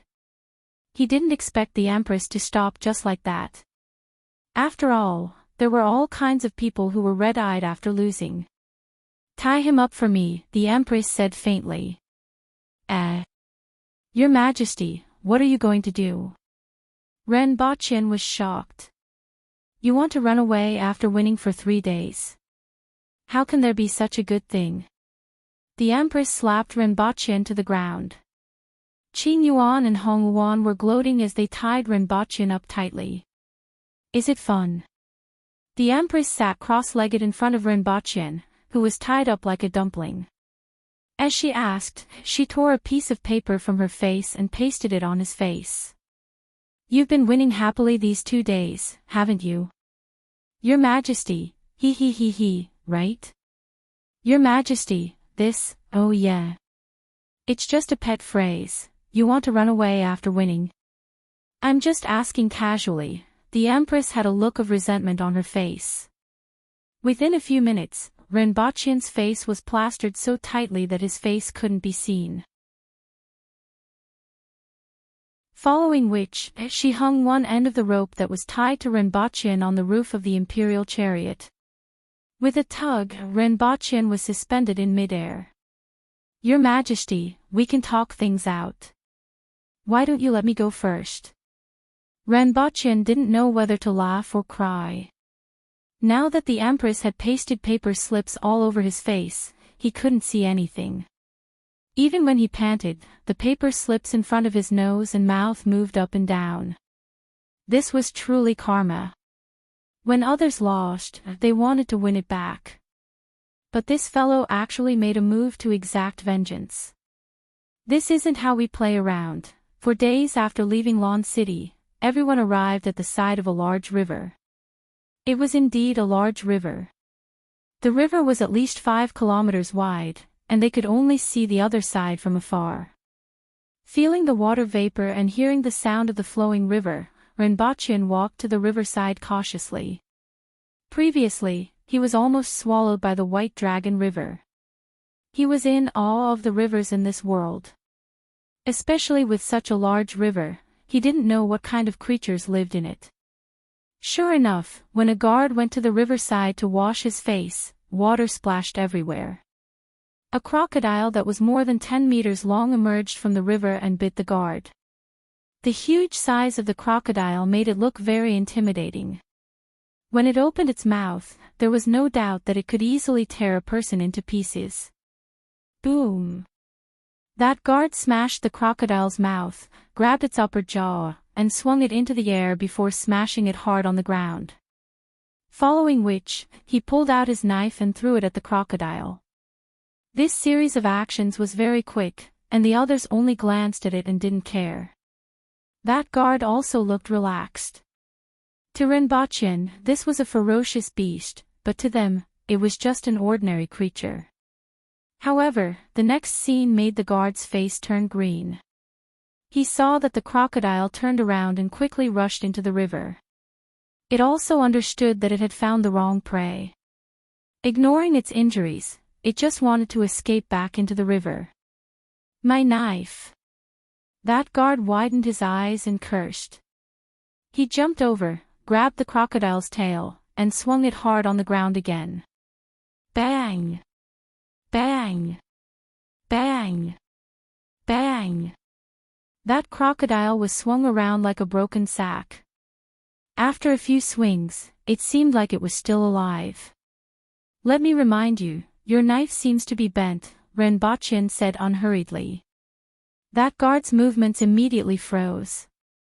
He saw that the knife that was stuck in the crocodile's back had been completely deformed after being swung around. My knife, has anyone eaten this thing before? Is it delicious? Renbochin stood at the side and ignored the guard, who looked as if his own son had died. Instead, he was excited. He had heard of crocodile meat, but he had never eaten it before. The ingredients in this world were generally good, and this made him look forward to eating crocodile meat. It's all right, it's quite chewy, someone at the side said. Peel off the skin first, then roast it later. When everyone was having lunch, Renbochin smelled the alluring aroma of the crocodile meat.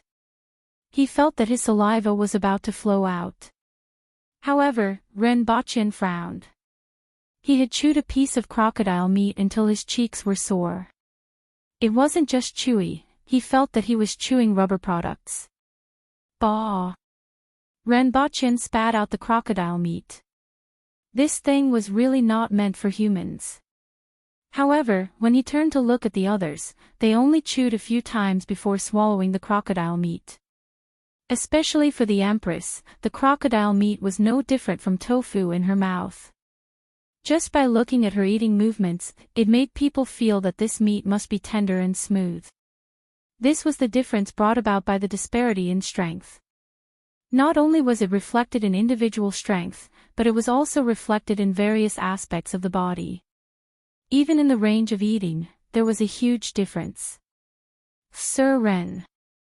A guard came to Renbachian's side and revealed a shy smile. This kind of expression on the burly guard was like a burly man with chest hair, leg hair, and a full beard wearing a sailor skirt. It made people want to beat him up no matter how they looked at him. What's the matter? Renbachian had an impression of this guard. He was also a guard from the palace and was usually a man of few words. Renbachian's main impression of this guard was that he had a mouthful of teeth that went in and out like a husky. No two teeth were in the same line. It's like this: I fancy a lady and want to marry her. That guard rubbed his hands and looked as if he was talking about something that was difficult to say. Then marry her. Renbachian was puzzled. Why was he asking him? But she said to wait for her next life. Sir Ren, can you teach me how to do it? That guard scratched his head. His shiny white scalp was falling like snow. If he was asked to chop someone, he naturally wouldn't say anything. However, in this aspect, he was a little puzzled. After thinking about it, it was more reliable to ask Principal Ren. No matter how he looked at it, he was an expert in this aspect. It could be seen from this that such a weak person could make Her Majesty fall in love with him. She has already decided to be with you in the next life. It's obvious that she is interested in you, Renbachian said with an encouraging expression. Ah. Is that so? That guard hurriedly asked. Of course. Then why didn't she agree? Maybe she has some difficulties that are hard to say, Renbachian said after thinking about it. This reason was really not easy to find. For example, she is seriously ill and doesn't have long to live. This kind of thing happens often.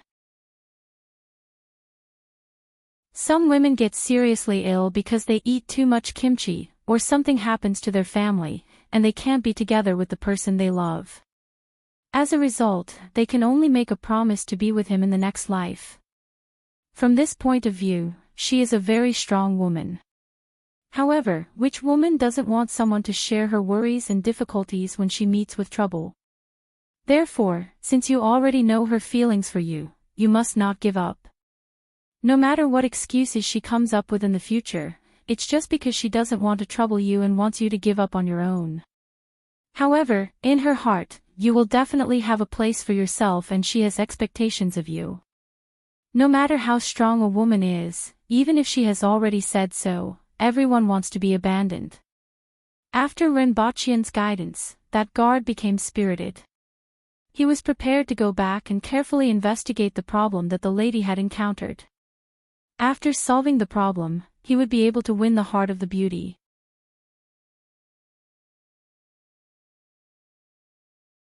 Chapter 4:14. This river was called the 19 Rivers because it had a total of 19 bends. Other than the source, the narrowest part of the river was a few kilometers wide, and the widest part was hundreds of kilometers wide. After walking west along the 19 rivers for a day, they finally arrived at their first destination. The canning factory, the hydraulic forging workshop, the blast furnace, the new cement factory, and the glass factory were all in this area. After all, this place was rich in hydraulic resources. Moreover, 3 days after disembarking from the boat, they would then head north for another 4 to 5 days to reach the Protectorate of the Northeast, and 3 days south to reach the Protectorate of the Southeast. If they continued to follow the river, they would eventually pass through the Qin nation and enter the sea. Apart from having to be careful of all kinds of strange things in the water, this was a good place. If they could open a north-south canal in the future, they would be able to reach Lan City or even further north. If they were to head south, they would be able to reach the southern region. Then, this place would really be amazing. Looking at the map, this plan was completely achievable. The premise was that Dayo's maps, which were miles away from the real world, were reliable. In 8 to 10 years, this place might be like the Pudong New District. At worst, it would be like the Xiong and New District. Before they arrived at the canning factory, they could see some people fishing along the riverbank. Their fishing method was very unique. A group of people squatted at the edge of the water dozens of meters apart. They cut their fingers and stuck them into the water while holding a barbed spear in their other hand. Every once in a while, someone could be seen retracting his hand at lightning speed and stabbing the spear into the water. When the spear was pulled back, a big fish that weighed dozens of kilograms could be seen struggling on it. The next step was easy. First, they tore off a piece of meat from the fish, put it into the water, and waited with the spear. Along the way, Renbachien saw at least thousands of people doing this. From time to time, he could even see a crocodile being stabbed into the water with a spear. The aquatic resources in this river were too rich. With such a simple and crude method, one person could catch at least a few hundred kilograms of fish in a day. After a large number of large carnivorous fish were killed in one place, large carnivorous fish from other places would quickly fill up the gap. After countless years of accumulation, this river seemed to contain endless resources. Renbachien and the Empress stood by the river and watched for a while. The two figures stood side by side while the others waited at a distance. "This is the treasury," Renbachien said as he pointed at the rippling river in front of him. It was a pity that Dayo had not made good use of it. The food produced by this river alone could feed hundreds of thousands of people without any pressure. This was mainly because the people of Dayo didn't like to eat fish because of the fish bones. To the people of Dayo who were used to eating meat, it was a very troublesome matter. However, using the pressure cooker to make canned food was a good choice. When the production increased, it could be put on the market. In the future, we can open up 2 canals to connect the north and south. Regardless of whether it's transportation or traveling, we can save a lot of manpower and material resources, Renbachien told the Empress about his fantasies. As for the manpower to open the canal, it was naturally the Yun nation. At present, he had already found several new jobs for the people of the Yun nation. Including building roads, opening canals, and mining. Let's not talk about the treasure vault first. "From what I know, the new barracks have a lot of resentment towards you," the Empress said as she looked at the river. "Why?" Renbachien was puzzled. He did not have any dealings with the new barracks. They have already been eating fish for 2 months. They joined the army to eat meat, not to eat fish. The Empress felt that it was a little funny. There were 2 batches of 40,000 new recruits in the new barracks. If one had to choose one person that they hated the most, it would definitely be Renbachien. Just because of one of his ideas, they had been eating fish for 2 months. They could still accept eating fish occasionally, but now, they had to eat these things every day. It was imaginable how heavy their resentment was. At present, the new barracks could be said to be full of complaints. Renbachien spread his hands. This was something that couldn't be helped. After all, Dayo wasn't rich in food. It was already good enough to have something to eat. Those refugees who were affected by the war in the north were still eating grass. Those refugees who were affected by the war in the north returned to their villages to see their fields that were in a complete mess. The livestock farming in the north was slightly worse than the livestock farming in the south. Most of the time, they would sell the vegetables produced in the fields at the market to supplement part of their meat. And those crops that were planted in the fields were destroyed. They could only dig wild vegetables and a small amount of meat to barely fill their stomachs. Even though they wouldn't starve to death, they wouldn't be full either. In their words, they were eating grass. However, it was still better than eating soil. It would take at least a few months for them to recover to their pre-war state. Next, the group of people first arrived at the canning factory. The so-called canning factory wasn't big. It only had a few big sheds and 1,000 people. There were piles of firewood everywhere in the courtyard and a large amount of waste from the fish. From afar, one could see the smoke rising from the canning factory. It seemed that the fire was going on 24/7. The fish caught from the river were stewed and stuffed into glass jars that were as tall as a person. Then, the jars were covered with animal skins and sent to the new barracks that was half a day's journey away. And when they got closer, they could smell an extremely strong fishy smell. A few hundred meters away from the high-temperature cooking area was the place where the waste from the fish was stored. A large number of fly-like creatures were in this area. When people walked around, they would be startled by a dense black mass. Seeing such a situation, Renbachian's eyebrows knitted together. Dirty, messy, and poor. It made people nauseous. Could the food made in this way be eaten? Is this how you make food for the recruits to eat? Renbachian frowned and questioned the person in charge of the canning factory who came to welcome them. That person looked at the Empress and then at Renbachian with a strange look on his face. Yes. Are you willing to eat it? Renbachian asked. I eat this every day. That person still didn't know what Renbachian was trying to say. Renbachian looked at that person's innocent face and was so angry that he didn't know what to say. This is for the mouth. Can't the food be cleaner? Let's not talk about being dustless, at least make it cleaner, Renbachian said bitterly. Sir, we will do as you say. That person finally reacted. Even though he felt that Renbachian was making a big fuss over a minor issue. The people of this era had a completely different standard of hygiene from modern people. Just like how third brother wiped his butt with his left hand and ate with his right hand, most people in this country couldn't accept it. Renbachian and the others stayed here for 3 days. Renbachian formulated a complete set of hygiene rules, including that everyone had to wash their hands before touching the ingredients, that the fish waste had to be dragged far away to be disposed of every day, and that they had to use vines to weave curtains around the sheds to prevent flies from entering. Although the things that Renbachian had requested weren't done when he left, he was already prepared to come back and take a look. After all, this was the first food processing factory in Dayo. It was necessary to set up hygiene rules and everything would be handled according to them in the future. Next, everyone went to the hydraulic forging workshop. There was a row of wooden water wheels by the river. As the water wheel rotated, the bearings drove 2 giant hammers up and down, repeatedly smashing the iron plates below.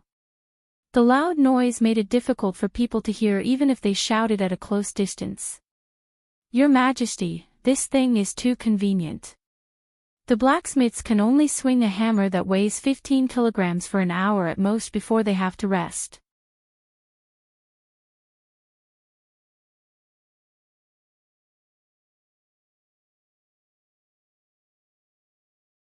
With the productivity of this world, such a big ship was considered a colossus. However, the ship was the same as what he saw below. Although it was clean, it was very old. Du Lao Lu, be careful. Why is this ladder trembling so much? I feel like I'm going to fall. Help, Tai Sun, quickly come and help me.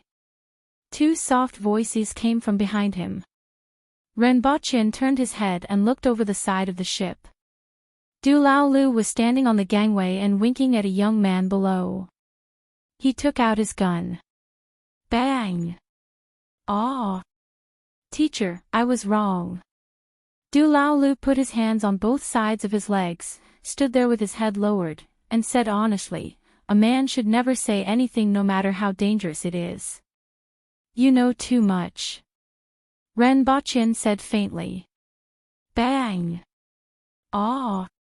Many people below watched as Renbachian's figure disappeared from the side of the ship. They silently repeated his words a few times in their hearts. These words must be remembered and mustn't be forgotten. These words were imposing.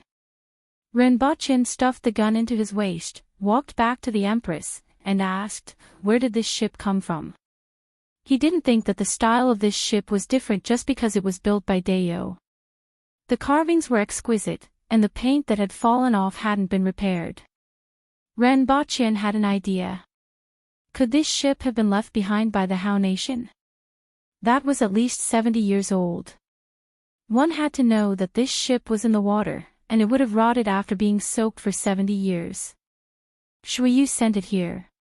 It's quite old, the Empress said. Rinpoche thought about it. Shuiyu was the Protector General of the Protectorate of the Southeast. He heard that there were many rivers in the Qin nation, so there was no need to explain where this ship came from. It's time to change. This ship isn't very safe on the river, right? Rinpoche stepped on the deck, which made a creaking sound. Shuiyu is already looking for a suitable ship. Once he finds one, he will send it back. Rinpoche was speechless. There was no need to ask anything else. He simply didn't consider where to order it or whether it would be sold. He reckoned that Shuiyu would place a knife on the other party's neck, throw a tael of silver, and ask the other party if they wanted the ship or money. Those who could board this kind of ship probably weren't ordinary people. From the looks of it, they were definitely asking for money. The speed of the ship wasn't fast. It took about an hour to cross the river that was more than 10 kilometers long. However, it was very smooth, and there wasn't much turbulence. Rinpoche and the Empress stood at the bow of the ship and heard singing coming from afar. The waves of the long river rise from beneath your feet, and the waves go to the ends of the world. When the voice reached Rinpoche's ears, he could only hear these two sentences. What was strange was that the singing didn't come from the other side of the river, but from a place parallel to the ship. Rinpoche turned his head and looked around. Finally, he saw a small dot in the distant river. Or rather, on the river's surface, there was a person who was gliding toward the other side of the river. He was heading in the same direction as Rinpoche and the others, but was only a few kilometers away. If it wasn't for the singing, Rinpoche might not have discovered the other party. Yes, gliding, just like ice skating. Although he couldn't see clearly, the other party was extremely fast and obviously wasn't swimming. Gliding on water. Rinpoche was shocked. He didn't expect to see such a person in Dayo. "Give me the binoculars," Rinpoche called out to the guard. Soon, Rinpoche saw the other party's full appearance through the binoculars. It was a man wearing a purple robe. His age and appearance couldn't be seen clearly, but he could clearly see that the other party was indeed gliding on the river. Furthermore, his hands were behind his back, and he was looking up at the sky. The wind was blowing at his clothes, and his posture made it seem as if he was about to ascend to heaven. Just this posture alone wasn't that of an ordinary person. After taking a closer look, Rinpoche had a strange expression on his face. He saw a piece of wood floating in the water under the other party's feet. There was a rope tied to the front end of the wood, and in front of the rope was a flying sword. It was more than a meter above the water surface, and it looked like a cow or a horse pulling the wood and the man on it forward.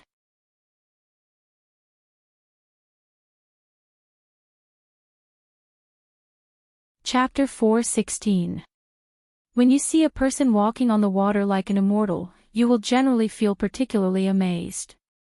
Not to mention other things, just the person's posture and manner of doing things. At a glance, you can tell that he is an expert, the kind that is very high, at least a dozen stories high. However, if there was a flying sword pulling a rope in front of him, the image that had just been erected would immediately collapse. Ning Kaichin. Rinpoche immediately thought of this name. He was the only sword master that he knew. Moreover, sword masters were rare to begin with. At their peak, there were only a few hundred sword masters roaming the world during the Age of Chaos. Under normal circumstances, there would only be around 100 sword masters. In such a vast world, most people wouldn't even see a single sword master in their lifetime. Renbochin quickly shook his head. It shouldn't be him. It was another sword master. Ning Saichin's but wasn't that high. Renbochin touched his chin. He felt that his train of thought was a little off. The other party was very fast. In the time it took to drink a cup of tea, he arrived at the opposite bank from the middle of the river. He first stepped on the back of the wood, then flipped in the air and grabbed the front end of the wood with both hands. When he landed, he placed the piece of wood, which was about the length of a person, on his head. It was as if he was performing acrobatics and walked away. He didn't care about the 3 big ships here at all. His speed wasn't slow. He didn't even sway with such a big piece of wood on his head. Renbochin smacked his lips and felt that something was wrong with this scene. It was a waste of his stunning appearance at the beginning. He didn't know why, but he had the urge to knock that piece of wood off his head. As for having a sword master in the same direction, he didn't feel that there was anything wrong with it. He had long heard from Ning Kaichin that most of the time, sword masters were busy looking for various materials in the wild. Therefore, it wasn't strange to see them here. When sword masters appeared in Dayo, their targets were the various mountain ranges in Dayo or the 60,000 mountains. For a moment, Renbochin felt that he should suggest to the Empress that the land and mineral rights in Dayo belonged to the state and that treasures found in Dayo should be handed over in proportion. However, this idea was just a thought and wasn't practical. The rest of the journey was accompanied by heavy rain, torrential rain, and mud. There were more hills and vegetation on both sides of the river than in the vicinity of Lon City. The number of fields also began to decrease, replaced by large stretches of uninhabited dense forests. From time to time, the cries of birds and the roars of beasts could be heard. This dense forest was like a primeval forest. From the outside, one could see dense vines hanging down from the tree trunks.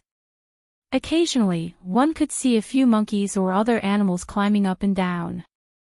There was also a giant snake that was thicker than a man lying on the dirt road, lazily basking in the sun.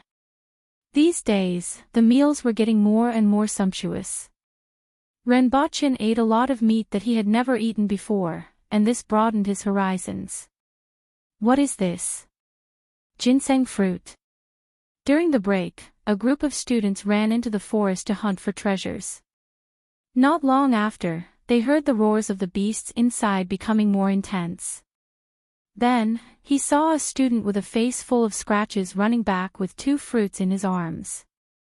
I'm just taking a look.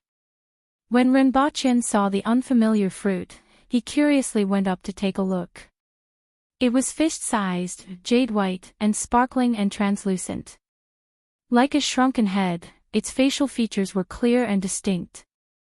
One of them was crying, and the other was laughing. There were even 2 leaves on it. Ginseng fruit. Renbochin was surprised. This fruit really looked like a human face. It's the skullcap fruit. Is it delicious? It can eat a person's tongue. That student was very happy. This fruit was very rare and couldn't be found in Lon City. Even though his face was scratched by a few monkeys, it was worth it to obtain 2 skullcap fruits. Come, let me take a look. Renbochin held the 2 fruits in his hands, looked at them under the sunlight, and then put them into his clothes. They're mine. That student's eyes widened when he saw Renbochin's actions. I'll give you something good to exchange for them. Renbochin grabbed a handful of white rabbit creamy candies from the bag hanging on his back and stuffed them into the student's hands. That student looked at the white rabbit creamy candies in his hands and then looked at the 2 bulging buns in Renbochin's arms. He wanted to cry but had no tears. Peel off the skin before eating. Renbochin reminded the student when he saw him throw the candies into his mouth in grief and indignation. Your Majesty, I found something good. Renbochin happily carried the 2 fruits to the Empress to present. What are these? The Empress had never seen these things before. She was very curious when she saw the two fruits that Rinpoche took out. They're called skullcap fruits. Even though they look a little unique, their taste is said to be pretty good. Rinpoche passed the two skullcap fruits to the Empress, and she threw one to him. Crunch, crunch. The Empress took 2 bites and the fruit was gone. It's indeed pretty good. The Empress nodded. Your Majesty, you should eat this too. I'll get someone to look for it later, Rinpoche immediately said. Forget it. It's considered delicious to eat it occasionally. I'll get sick of it if I eat it all the time. The Empress waved her hand. Rinpoche felt that these words could be applied to candies as well. However, he appreciated the Empress's good intentions. He took a bite of the fruit. It was fragrant, sweet, and tasty. His mouth was full of saliva. A burst of fragrance entered his brain from his mouth. He finished the fist-sized fruit in a few bites. The fragrance lingered in his mouth for a long time. Sure enough, he could even eat his own tongue. After finishing one, Rinpoche couldn't forget about it. Not long after, he saw many students returning. Each and every one of them was holding a small beast or a fruit in their hands. His eyes swept across everyone's hands. It was a pity that there weren't any katsura fruits. Everyone, come over here. Rinpoche clapped his hands and called all the students over. One by one, they looked to their left and right. They didn't know what he was going to do. Do you know about the katsura fruit? Rinpoche asked. What is it? Most of the students didn't know what it was. Those who don't know can ask him. Rinpoche pointed at the student. Cough, cough. 10 pieces of white rabbit creamy candies in exchange for 1 katsura fruit. Rinpoche touched his waist and a handful of white rabbit creamy candies appeared in his hand. Most of the students still didn't know what this thing was. Are you trying to bluff a child? The little Lolita was grabbing the ear of a babe. It was a rabbit-like creature with a large body size and a mouth full of fangs. At this moment, it was like a toy in her hands. That isn't as delicious as the katsura fruit. The little Lolita curled her lips. Others might not have seen white rabbit creamy candies, but she entered the palace every day. Every time, the Empress would throw a few pieces to her. Rinpoche muttered to himself. It seemed like it wasn't easy to fool her. 5 lollipops. Rinpoche inserted 5 lollipops between his fingers. It looked as if he had a few balls growing out of his fist. The little Lolita looked very conflicted. She was weighing whether 5 lollipops were worth 1 katsura fruit. Teacher, what if I don't want the lollipops? Du Lao Lu immediately raised his hand. He wasn't a child. How could he possibly like this kind of thing that kids liked? Give me 3 points for the final exam. It will be counted as bonus points for social practice. Rinpoche decided to use his trump card. When he said this, most of the students' eyes lit up. After all, they didn't know what white rabbit creamy candies and lollipops were. However, the bonus of 3 points for the final exam was still very tempting to them. Seeing that everyone was motivated, Rinpoche added, the final exam results will be posted in front of the school. By then, your family will know about it. At this moment, everyone revealed an eager expression.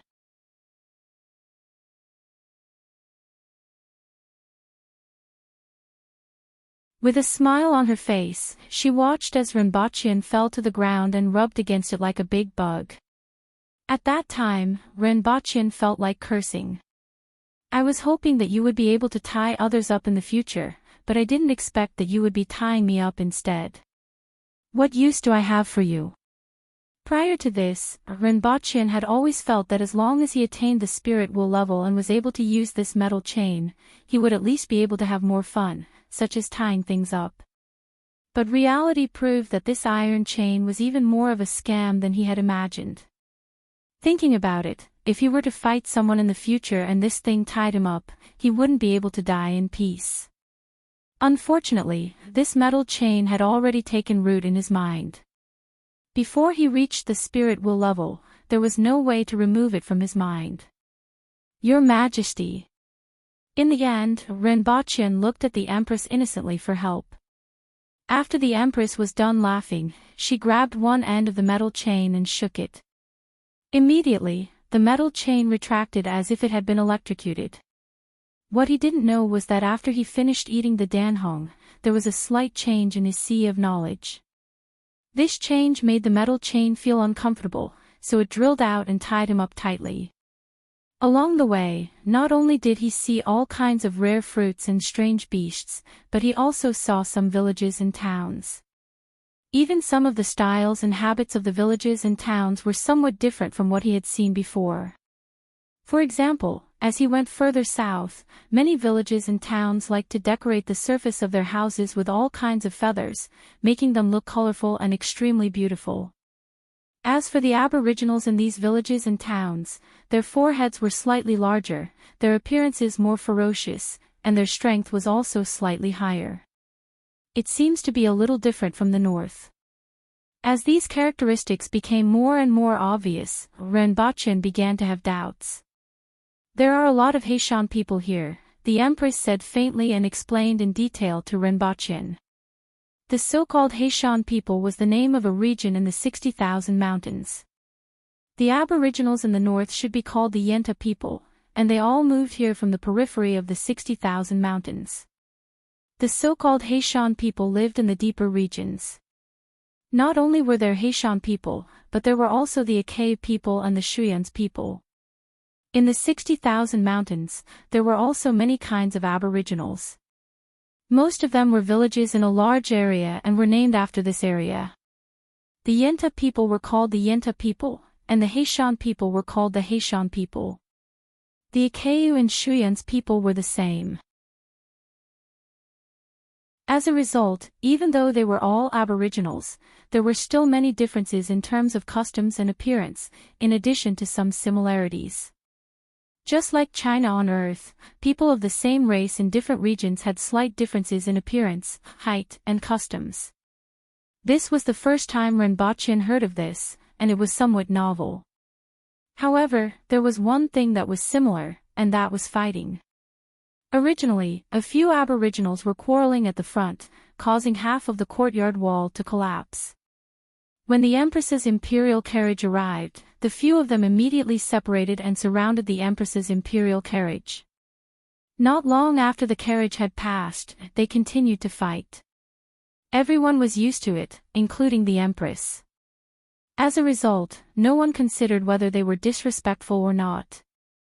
If the big shots in the imperial court were like this, how good could the atmosphere among the people be?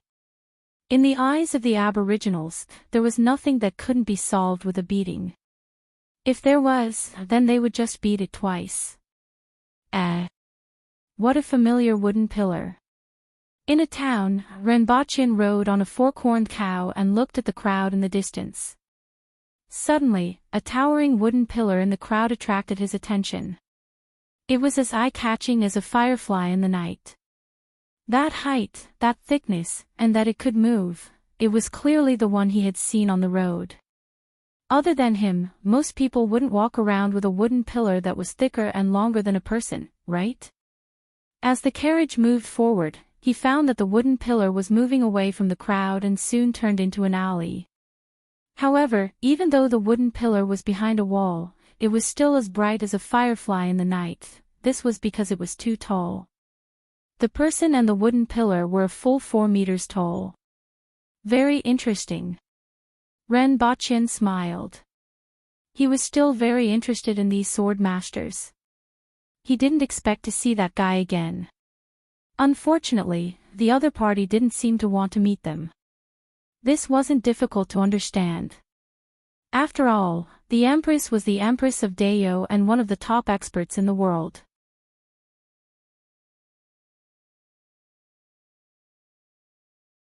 Chapter 418.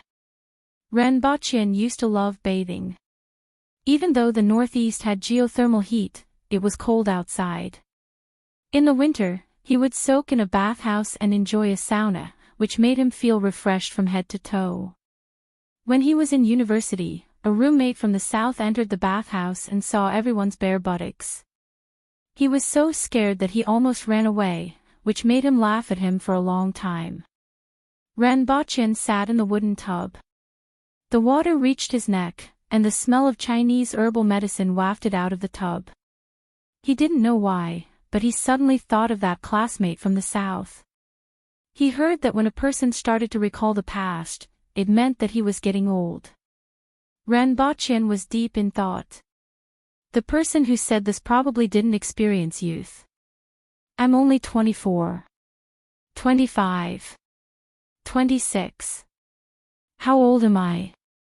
It's already 2019 on Earth, and more than half of it has passed. I should be 26 years old, right? According to my experience, I should only be 25 years old. Whether I'm 25 or 26, I'm still at the prime of my life. Haven't you heard of the ancient saying? The age of a cardamom. I'm not even 28 years old, and it's too boring to think about this. After soaking in the tub for a while, he estimated that the time was almost up. The medicine had been absorbed into his body, and the water was starting to turn cold. He then climbed out of the tub. He stood there naked, looked down, and shook his body. Then, he picked up a towel to wipe his body and put on his clothes. There's a thick wooden stake moving outside the courtyard. A thick wooden stake was swaying outside the courtyard as if it had a spirit. Who's there? If Renbochin could see it, so could the guards. The two guards immediately jumped onto the wall. I'm here to see Sir Renbochin.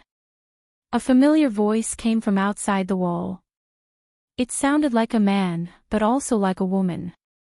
In fact, Renbochin knew who it was when he saw the swaying wooden stake. He just didn't expect the other party to want to see him. It just so happened that he was also very interested in the other party. Let him in, Renbochin said while putting on his clothes. As Renbochin finished speaking, the two guards pointed their chins at the person outside the wall and glared at him. Then, a person jumped onto the wall with a wooden stake and landed on the ground. Sir Ren. That person cupped his hands from afar and said, "Long time no see." Renbochin looked at the other party's appearance. She was dressed in purple, her hair was disheveled, and her eyes were a little pink, which looked like eyeshadow. Her appearance could only be said to be above average. The most important thing was the charm at the corner of her eyes and the tip of her eyebrows. It was not something that ordinary people could compare with. After hearing what that person said, many of the guards glanced at Renbochin with a face full of gossip. Did the victim's family come looking for him? I didn't expect Sir Ren to have such a past. I wonder if I should let Her Majesty know. To be honest, Sir Ren treated them pretty well, but the truth couldn't be concealed. Renbochin, he felt as if a bucket of sh*t had fallen from the sky onto his head. Renbochin felt that he probably didn't know this woman. But for some reason, he felt a sense of familiarity. The tips of his eyebrows and the corners of his eyes looked familiar. You've seen it before. What's your relationship with Ning Kaichin? Renbochin was a little puzzled. This woman reminded him of Ning Kaichin. Ning Kaichin has sisters? But I haven't seen it before, right? I am. I bet you didn't expect this, Sir Ren. The other party winked at Renbochin. Pfft. Renbochin got goosebumps when he saw the other party's actions. You are Ning Kaichin. Renbochin turned pale with fright. He hadn't changed in a few months. How did he change his gender? Although he knew that the medical skills in this world were more advanced, he didn't expect it to be at this stage. He could even perform this kind of surgery. This is the reason why I'm here to look for Sir Ren. Ning Kaichen pinched his thumb and middle finger. Although I'm ashamed to see anyone with my current appearance, I'm still old friends with Sir Ren. I hope Sir Ren can help me out. Ning Kaichen's eyes were full of desire as he spoke. What's going on? Have you finally realized your childhood wish? Ren Baqian asked someone to bring 2 stools over and place them 3 meters apart. Ning Kaichen's current appearance made him feel weird. Sir Ren, please don't tease me. Ning Kaichen was slightly distressed. It's a long story. Ning Kaichen sat on the chair, but the pillar was still above his head, not moving an inch. His tone and expression were full of charm. He was even more feminine than a real woman. Make it short then. Ren Baqian immediately stopped him when he saw that Ning Kaichen was going to give a long speech. Ren Baqian had always remembered Ning Kaichen's habit of bragging. Even if Ren Baqian ignored him, Ning Kaichen would still ramble on for a long time. If Ren Baqian allowed him to ramble on, he reckoned that he could brag from now until midnight. Then, it would really become a long talk by candlelight. With Ning Kaichen's current appearance, he would be hung by the Empress to dry. Ning Kaichen looked as if he couldn't bear to recall the past. He thought for a long time and tried to organize where to start. Ren Baqian looked at his expression and simply asked, "Did you want to become like this?" "Of course not." Ning Kaichen immediately shook his head. How could he want to become like this? "I see that you are enjoying it," Ren Baqian couldn't help but say. Ning Kaichen immediately looked at Ren Baqian as if he was looking at an enemy and said, "I have already become like this, yet you still tease me? In any case, we are old friends. Back then, we even spent the night together in the wilderness." He didn't forget to pinch his thumb and middle finger as he spoke and spoke in a flirtatious tone. The surrounding guards looked at Ren Baqian with an extremely gossipy gaze. Some of them were already prepared to snitch on him to the Empress. Ren Baqian was speechless. "Back then, you met a pack of wolves, okay?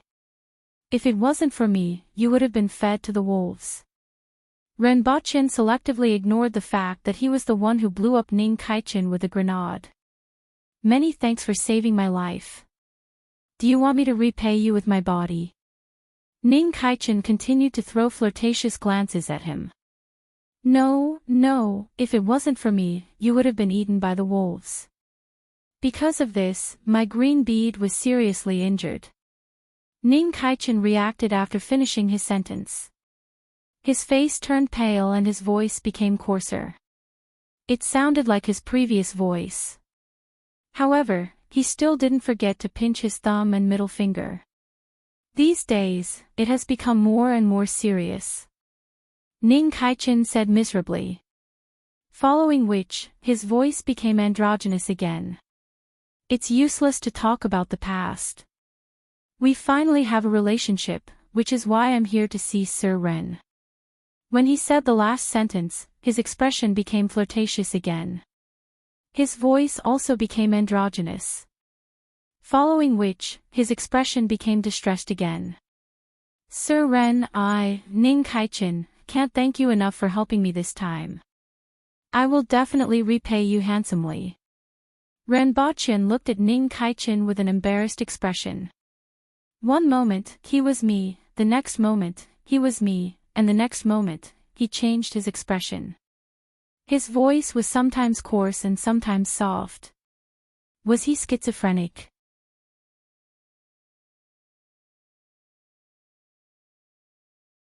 Chapter 419. Recently, there has been an organization whose core members are sword masters.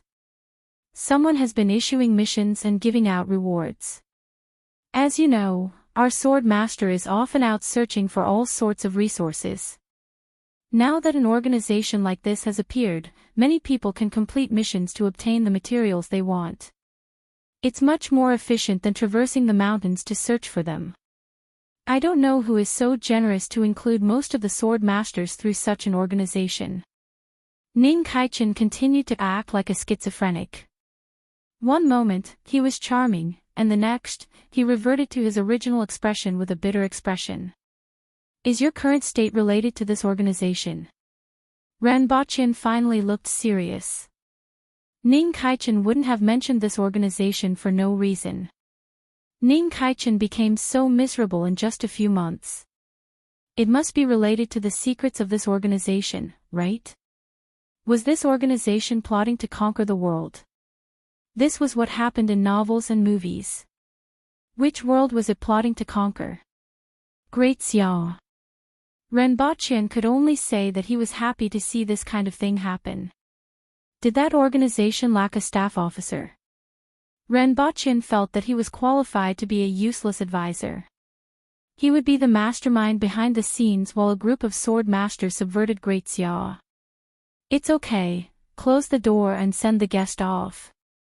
Renbochin was waiting to hear the secret, but Ning Caichen's words made him feel as if he had eaten tea-flavored chocolate. I can't say that it's okay. In fact, I took on a mission, but something went wrong and I was drugged. Ning Kaichen quickly explained. Then why did you spend so much time talking about what organization you are from? Renbochin's eyes weren't looking at him at all. Didn't I explain it clearly? Ning Kaichen felt that he was innocent. Was it wrong to ask for help and explain it clearly? Doesn't the organization have any confidentiality agreements? It sounds like a secretive organization. Renbochin continued to stare at him. Nope.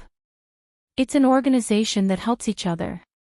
Some people need help, some want to exchange materials, and some want to find the materials they want. Ning Kaichen explained. Renbochin felt that his plan to be a useless advisor had failed before it even started. Actually, I think it's good for you to be like this. As the ancient said, it's good to be a woman. You see, the clothes that women wear are much better than men's. If you want to wear men's clothes, you can wear men's clothes. If you want to wear women's clothes, you can wear women's clothes.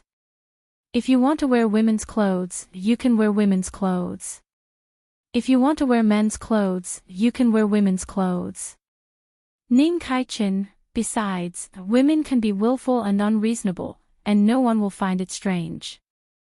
There's a saying, don't try to reason with a woman. You see, women can be willful, men can't. Oh. Really? This sounds interesting. The Empress's cold voice came from behind Renbochin. But your Majesty is different. Your Majesty is the treasure of this world. How can you be the same as those ordinary women? Renbochin's expression didn't change at all. After he finished speaking, he turned to the Empress and asked, Your Majesty, why are you here? Ha! The Empress sneered at him. I heard that an old friend is looking for you. I want to see who this old friend of yours is, the Empress said faintly. Others didn't know Renbochin's background, but she knew it the best. Greetings, Your Majesty. Ning Kaichen cupped his fists and said, It's inconvenient for me to move around. I hope Your Majesty won't take offense. As he spoke, he even winked at the Empress. Have you seen people curling up their pinkies when they cup their fists? Ning Kaichen was doing this now. Those who didn't know would think that this cupped fist had a special meaning. Take him away and behead him, the Empress said faintly as she looked at him. Throwing flirtatious glances at me. Courageous. Since he is so courageous, then behead him. Upon hearing this, Ning Caichen's face turned green. Your Majesty, please forgive me. I have my difficulties. This time, I'm here to ask for help. Furthermore, I have generous gifts for you. Your Majesty, he's Ning Kaichen, Renbochin said softly from the side. He couldn't watch the Empress behead him. The Empress thought for a while and felt that this name sounded familiar. The one who told you about the Lien family. Previously, he came to your birthday celebration as well, Renbochin added. The Empress finally remembered. Following which, she looked at Ning Kaichen with a strange expression on her face. If she didn't remember wrongly, he was a man, right? For a man to become like this, even she felt awkward. After all, cross-dressing big shots weren't popular in Dayo. It's a long story. Ning Kaichin began to sigh. Make a long story short. Ranbaqian's face was full of spirit. This guy really didn't know what was good for him. Recently, an organization appeared. The core members of this organization are sword masters. Someone issued a mission inside. This organization has nothing to do with him becoming like this. Ranbaqian timely interrupted. Ning Kaichin rolled his eyes at Ranbaqian with hidden bitterness. Then, he was drugged. The person who drugged you was an enemy, right? Since he could turn you into this, why didn't he kill you? Ranbaqian finally asked this question. He said that he's a good person. All living beings are fated to come to this world and have the luck of heaven. Killing people is against the harmony of heaven. As such, he never kills people. I've never heard of him killing people. Ranbaqian pondered and felt that it was better to just kill him. I seem to have some impression of him. Zhu Zixing. The Empress asked. There weren't many people who acted so strangely and had such strange methods. Even if the Empress didn't pay much attention to the outside world, she had more or less heard about it. Ning Kaichin said faintly, "That's him." Then, why are you here? Ranbaqian asked. I heard that there's something called the Luoyin root that can cure my current condition. This thing can only be found in the 60,000 mountains. I'm afraid that it will be difficult to find it if I go in alone. Therefore, I want to exchange it for an item. Ning Kaichin finally got down to business. I have a shueka that I originally wanted to use to exchange for a few materials in the future. I'm willing to use this item to thank you. This item has no other effects, but it can greatly increase one's qi and blood. It's very beneficial for practitioners and can save at least 10 years of hard work. It can be considered a rare treasure. The Empress became serious when she heard about the shueka. She had heard of this item before. It was one of the rare treasures that could only be found by luck. Although it wasn't very useful to her, it was very useful to Ranbaqian. Ranbaqian's cultivation required all kinds of medicinal herbs, so his cultivation speed was much faster than that of ordinary people. Although this item couldn't help Ranbaqian save years of hard work, it would definitely get twice the result with half the effort. Previously, Ranbaqian consumed Lu Qi's Spirit Yuan pill to replenish his vitality and improve his aptitude. If Ranbaqian practiced ordinary martial arts, that Spirit Yuan pill would have a miraculous effect. However, for Ranbaqian's Rui visualization, the effect wasn't as great as expected. This shueka was just enough for Ranbaqian. This Luoyin root is also something that can only be found by luck. Although it's said to exist, very few people have seen it, the Empress said. Naturally, she wanted the shueka, but it wasn't easy to find it. It's best to find it as soon as possible. I feel that I'm becoming more and more sentimental these days. Ning Kaichin looked charming.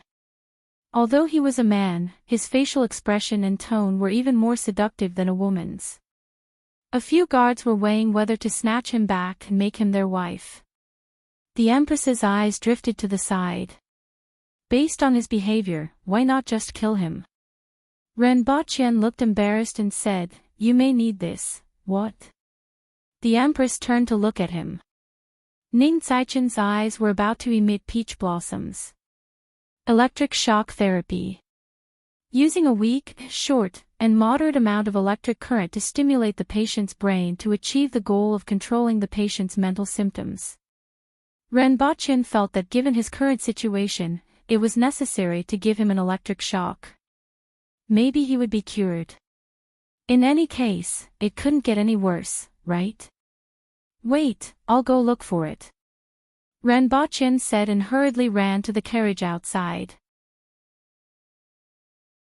Many of his things were packed in boxes in the carriage. If he remembered correctly, there should be an electric baton there. After the time it took for an incense stick to burn, Renbochin ran back excitedly with a short and thick baton. This treasure hadn't seen the light of day for a long time. "Sir Ren, what are you doing?" Ning Kaichen exclaimed, then said flirtatiously, it's so thick." Zap, Renbochin directly placed the electric baton on Ning Kaichen's arm.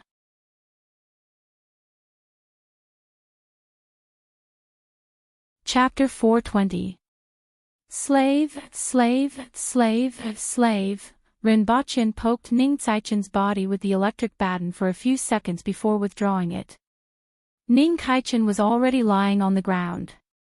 He had experienced being shocked by an electric baton before and naturally knew how it would react. It would probably take a while for him to recover. "Your Majesty, what is Shueka?"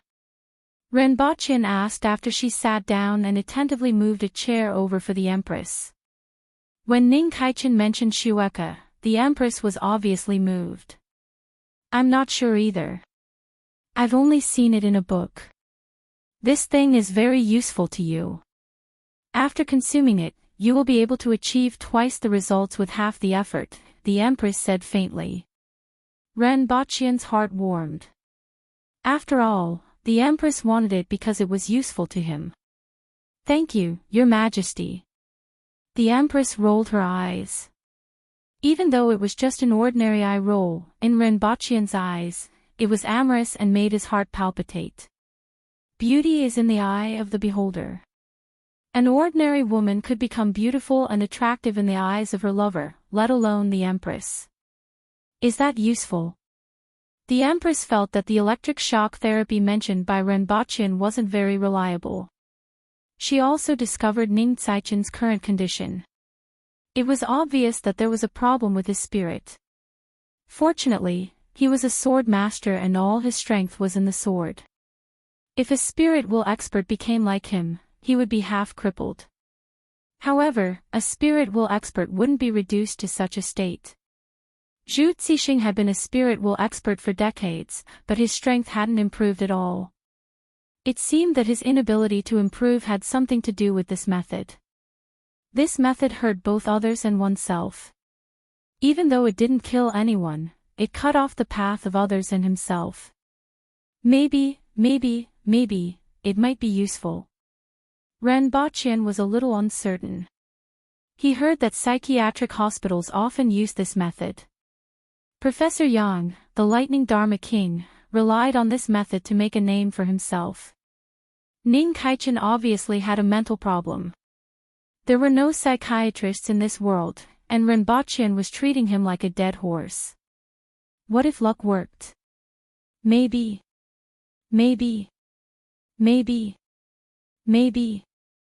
The Empress tilted her head and looked at him, then at Ning Kaichen on the ground. Finally, she looked up at the sky and squinted. Today was a rare sunny day. Ning Kaichen's life or death had nothing to do with her, and she didn't care either.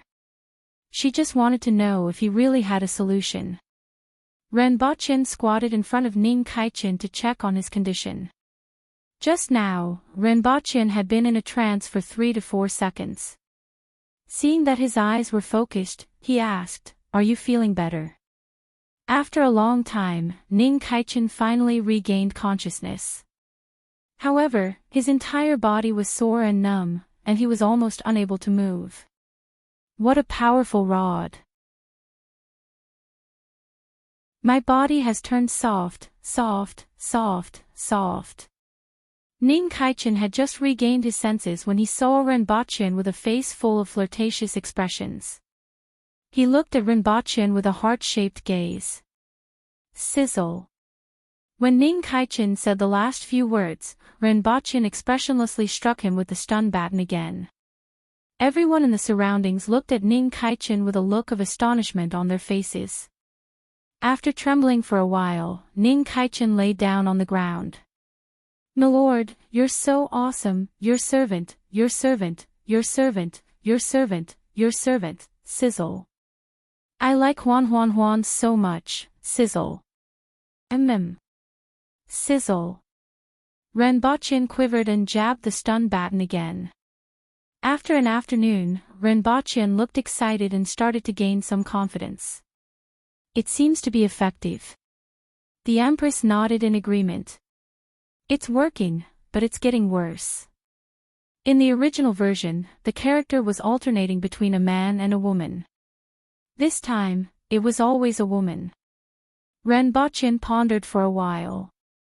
In the past, he was suffering from schizophrenia, alternating between a man and a woman.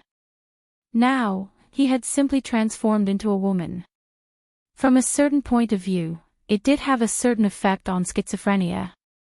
Forget it, let's stop the treatment for now and see how he'll be after he wakes up. At the very least, he needed some time to observe the effects of the treatment to see if it would still change between male and female. If he was no longer a man and a woman, then he would at least be half cured and his schizophrenia would be cured.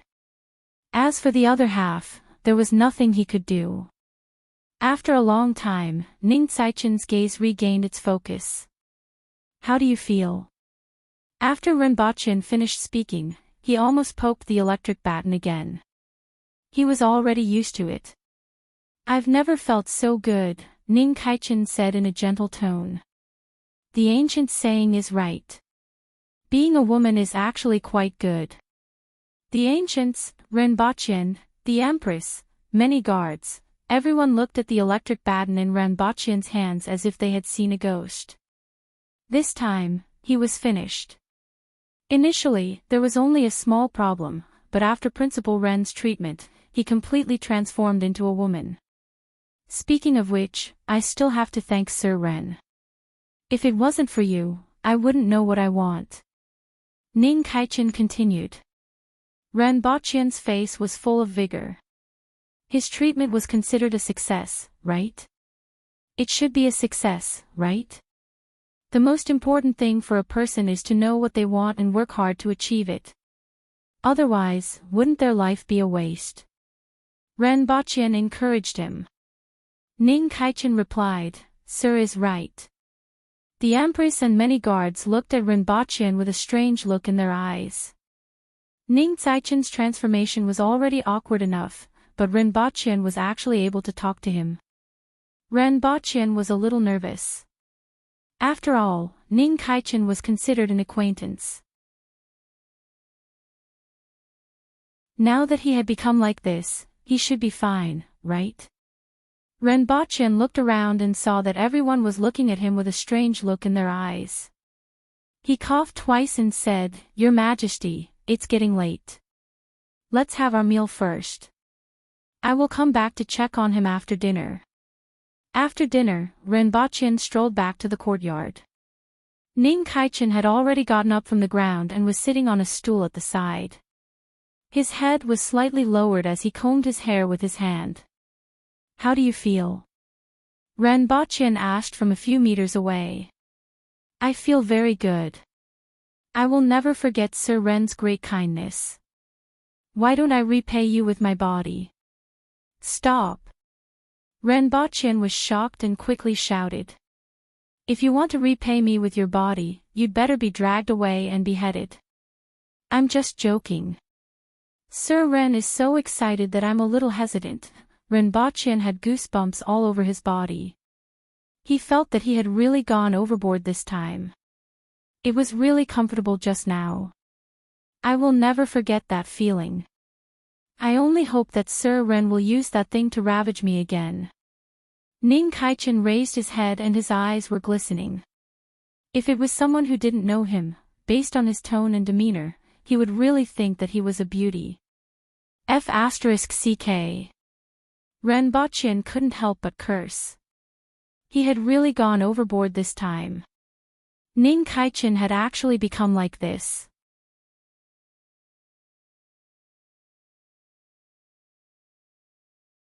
Chapter 421.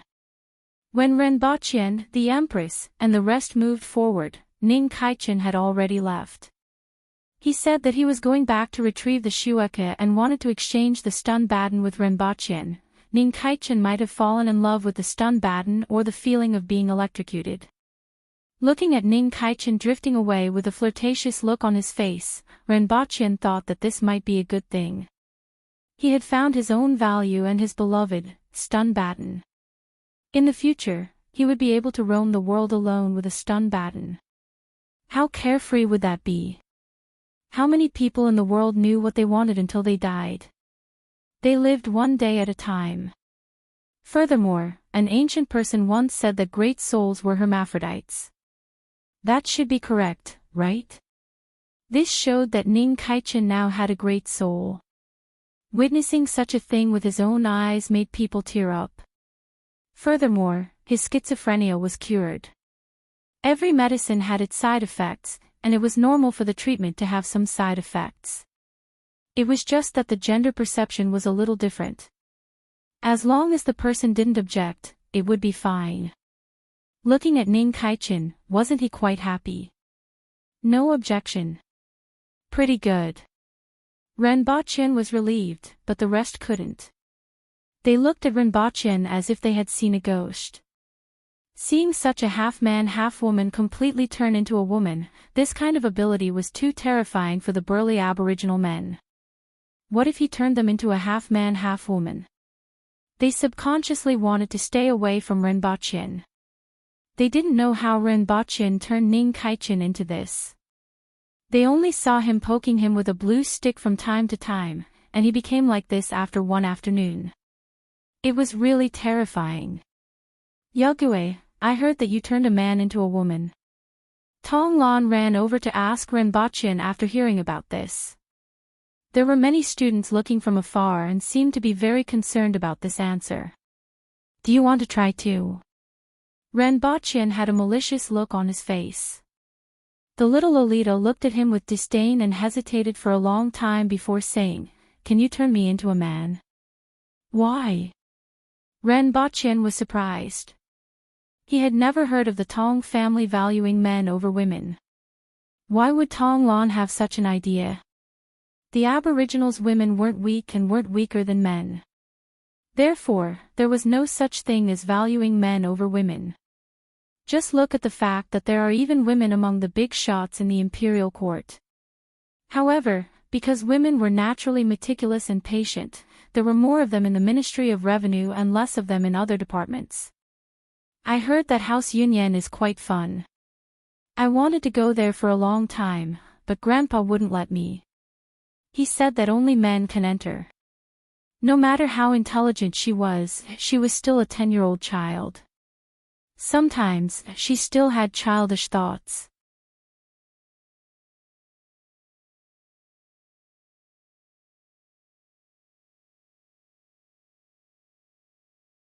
Chapter 422. He didn't know whether to laugh or cry. It was probably because he hadn't had a cold or a fever in a long time that he had forgotten what it felt like. These few days, he had thought that he had a mild fever and didn't even take fever medicine. He just took some cold medicine every day. After a few days, he couldn't take it anymore yesterday. In the middle of the night, he started taking Pisces pain tablets. This could stop the pain and reduce the fever. Today, when he went to the doctor to take his temperature, he found out that it was over 38 degrees Celsius, and that was after taking the medicine. In other words, his temperature had been over 39 degrees Celsius for the past few days. He had to send his son to the hospital every day in temperatures that were over -20 degrees Celsius. He had to queue up for injections and aerosol treatment twice a day for 4 to 5 hours. He didn't notice his own condition at all. He had always thought that it was a low fever within 38 degrees Celsius. No wonder he felt so bad. His physique was too good.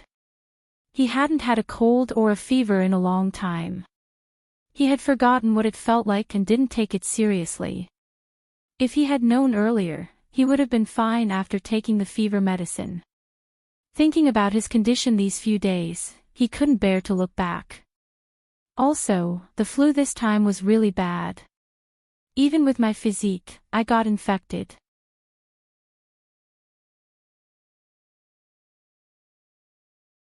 Chapter 423.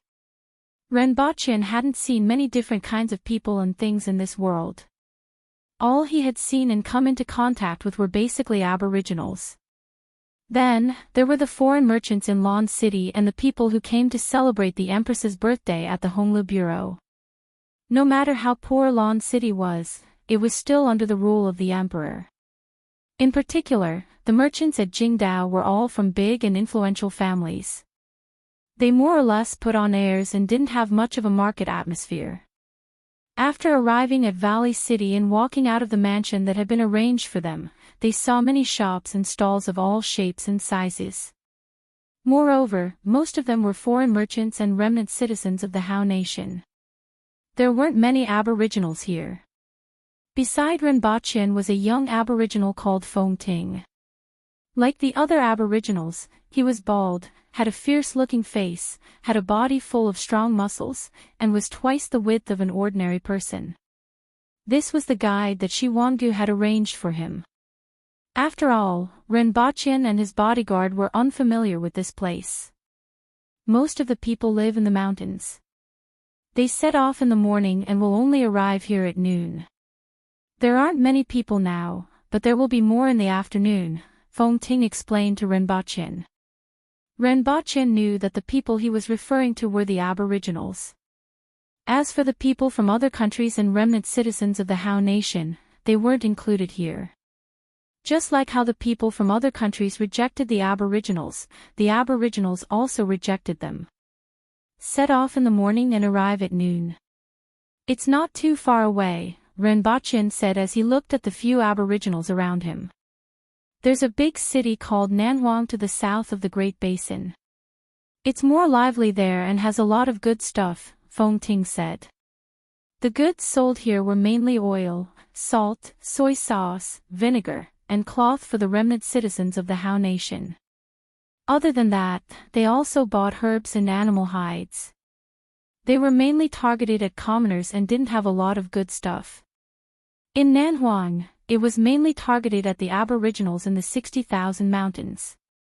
Every day, many villagers brought the things they found in the mountains to Nanhuang City to sell and exchange.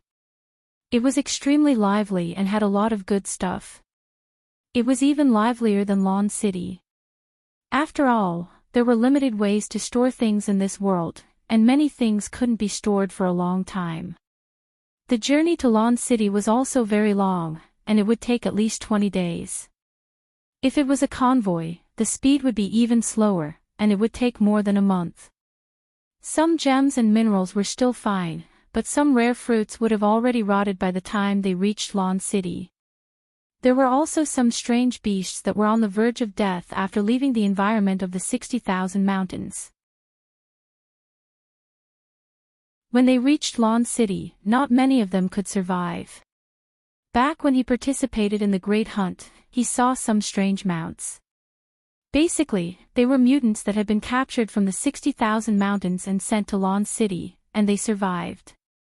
The Empress didn't care about these things, but the second and third generations of the Aboriginal officials were very fond of them. Riding on them would also make them look good. However, there weren't many of them. Along the way, Renbochin occasionally chatted with Fong Ting.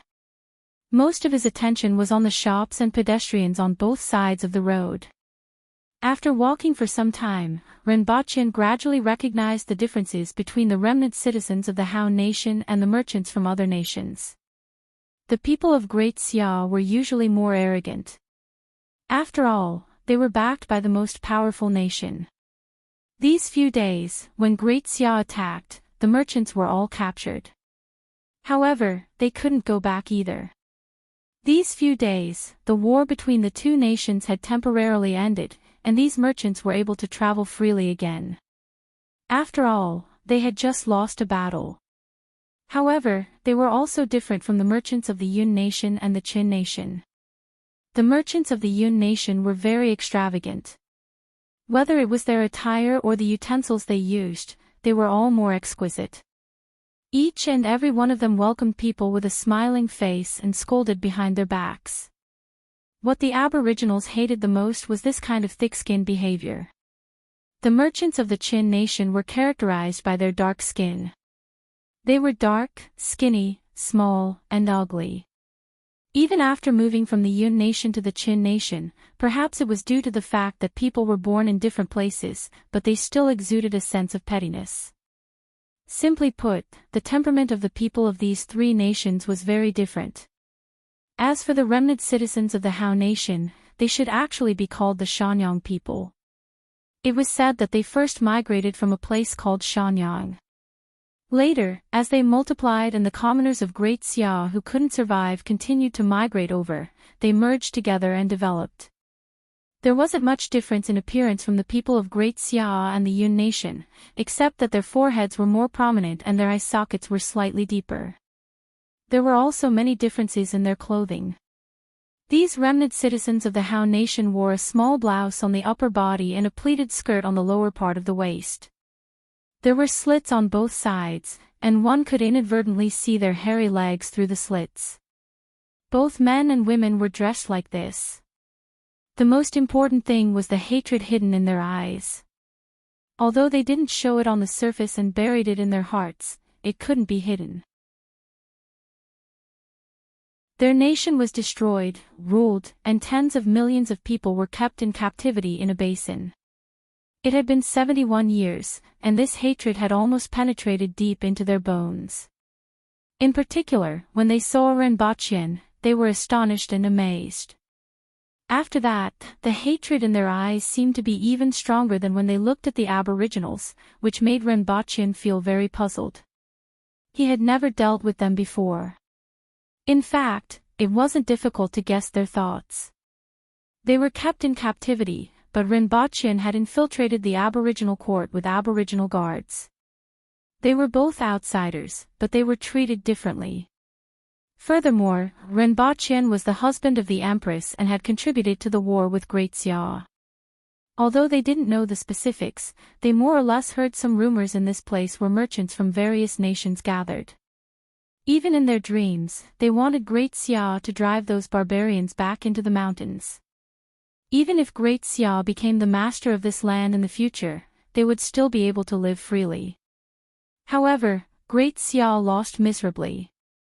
It took 71 years for Great Xia to send out their troops, but they were defeated miserably. How could Renbachien, who played a major role in this, not be hated? If he were an aboriginal, they would have added this kind of hatred to all the aboriginals. However, he wasn't. He was also an outsider to the aboriginals. Come here. Renbachien waved at a man not far away. That man lowered his head and hurried away as if he didn't hear him. Capture him, Renbachien said faintly. Even a blind man could see the hatred in that man's eyes when he saw him. He touched his waist, hesitated for a moment, and then let go. A guard went over, grabbed the back of that man's neck, and dragged him over. What are you doing? That man struggled and shouted. Search your waist and see what's on it, Renbachien said softly as he supported his chin with his finger. Following which, a knife made of bone was handed to Renbachien. Want to kill me?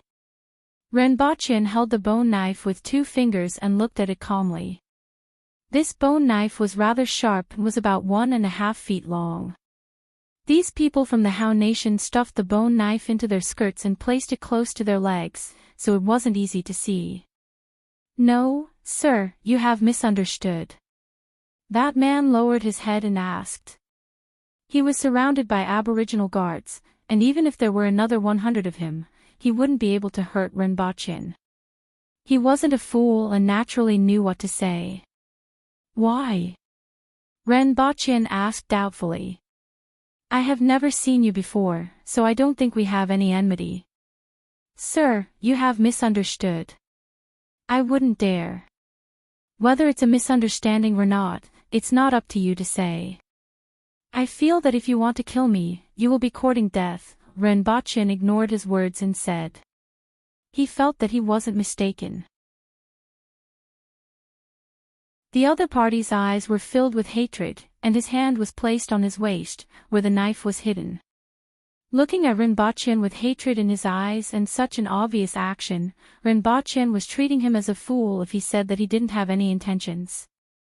Actually, I quite like to see people hate me to death but can't do anything to me. However, I want to know why they hate me so much that they can't help but touch their knife even in front of so many guards, Renbochin said softly. There's a reason for every action. Don't tell me that you are afraid of seeing so many people and want to touch your knife for a sense of security. That person immediately said, Sir, I just thought of something and wanted to touch my knife to see if I brought it out. In the end, I realized that I didn't bring it and wanted to go back to get it. Well, that makes sense. Renbochin nodded. That person heaved a sigh of relief. However, I don't believe you. Bring me back and interrogate me for a few days before I consider whether I believe you or not. Renbochin waved his hand at the guard. That person's expression changed drastically. If he was tortured for a few days, would he still be alive? What's the point of considering whether you believe me or not at that time? Many people in the surroundings also looked in this direction. After hearing this, they lowered their heads and hurriedly left, not daring to look again. These days, Shiwanya had been killing, and many people were trembling with fear. They only dared to bury their hatred in their hearts. Looking at this situation, everyone knew that this person wouldn't be able to live. In fact, Renbochin had more or less guessed it. Perhaps not everything, but he could guess a little.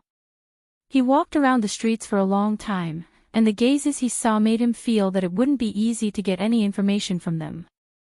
It was better to do something simple and direct. This time, I'm here to do a good deed and to save the lives of all of you. With your petty tricks, sooner or later, the Empress won't be able to endure it. Now, you can be excluded. Sacrificing one of you, or a few more, will bring happiness to millions of families. I will erect a monument for all of you later. Don't say that everything was a human life. He wasn't a saint, nor was he a monk. He didn't pay attention to the equality of all living beings. Killing 1, 10, 100, 1,000, or even 10,000 innocent people would allow 100,000, 1 million, or even 10 million people to obediently submit to Dao's rule and contribute to the modernization of Dao. That would be his goal. To put it bluntly, Renbochin also knew that it was impossible for him to not kill people. You're tuning in to the LoveLore Library YouTube channel. We're so grateful for your support, and don't forget to subscribe to join us on this incredible journey through captivating stories.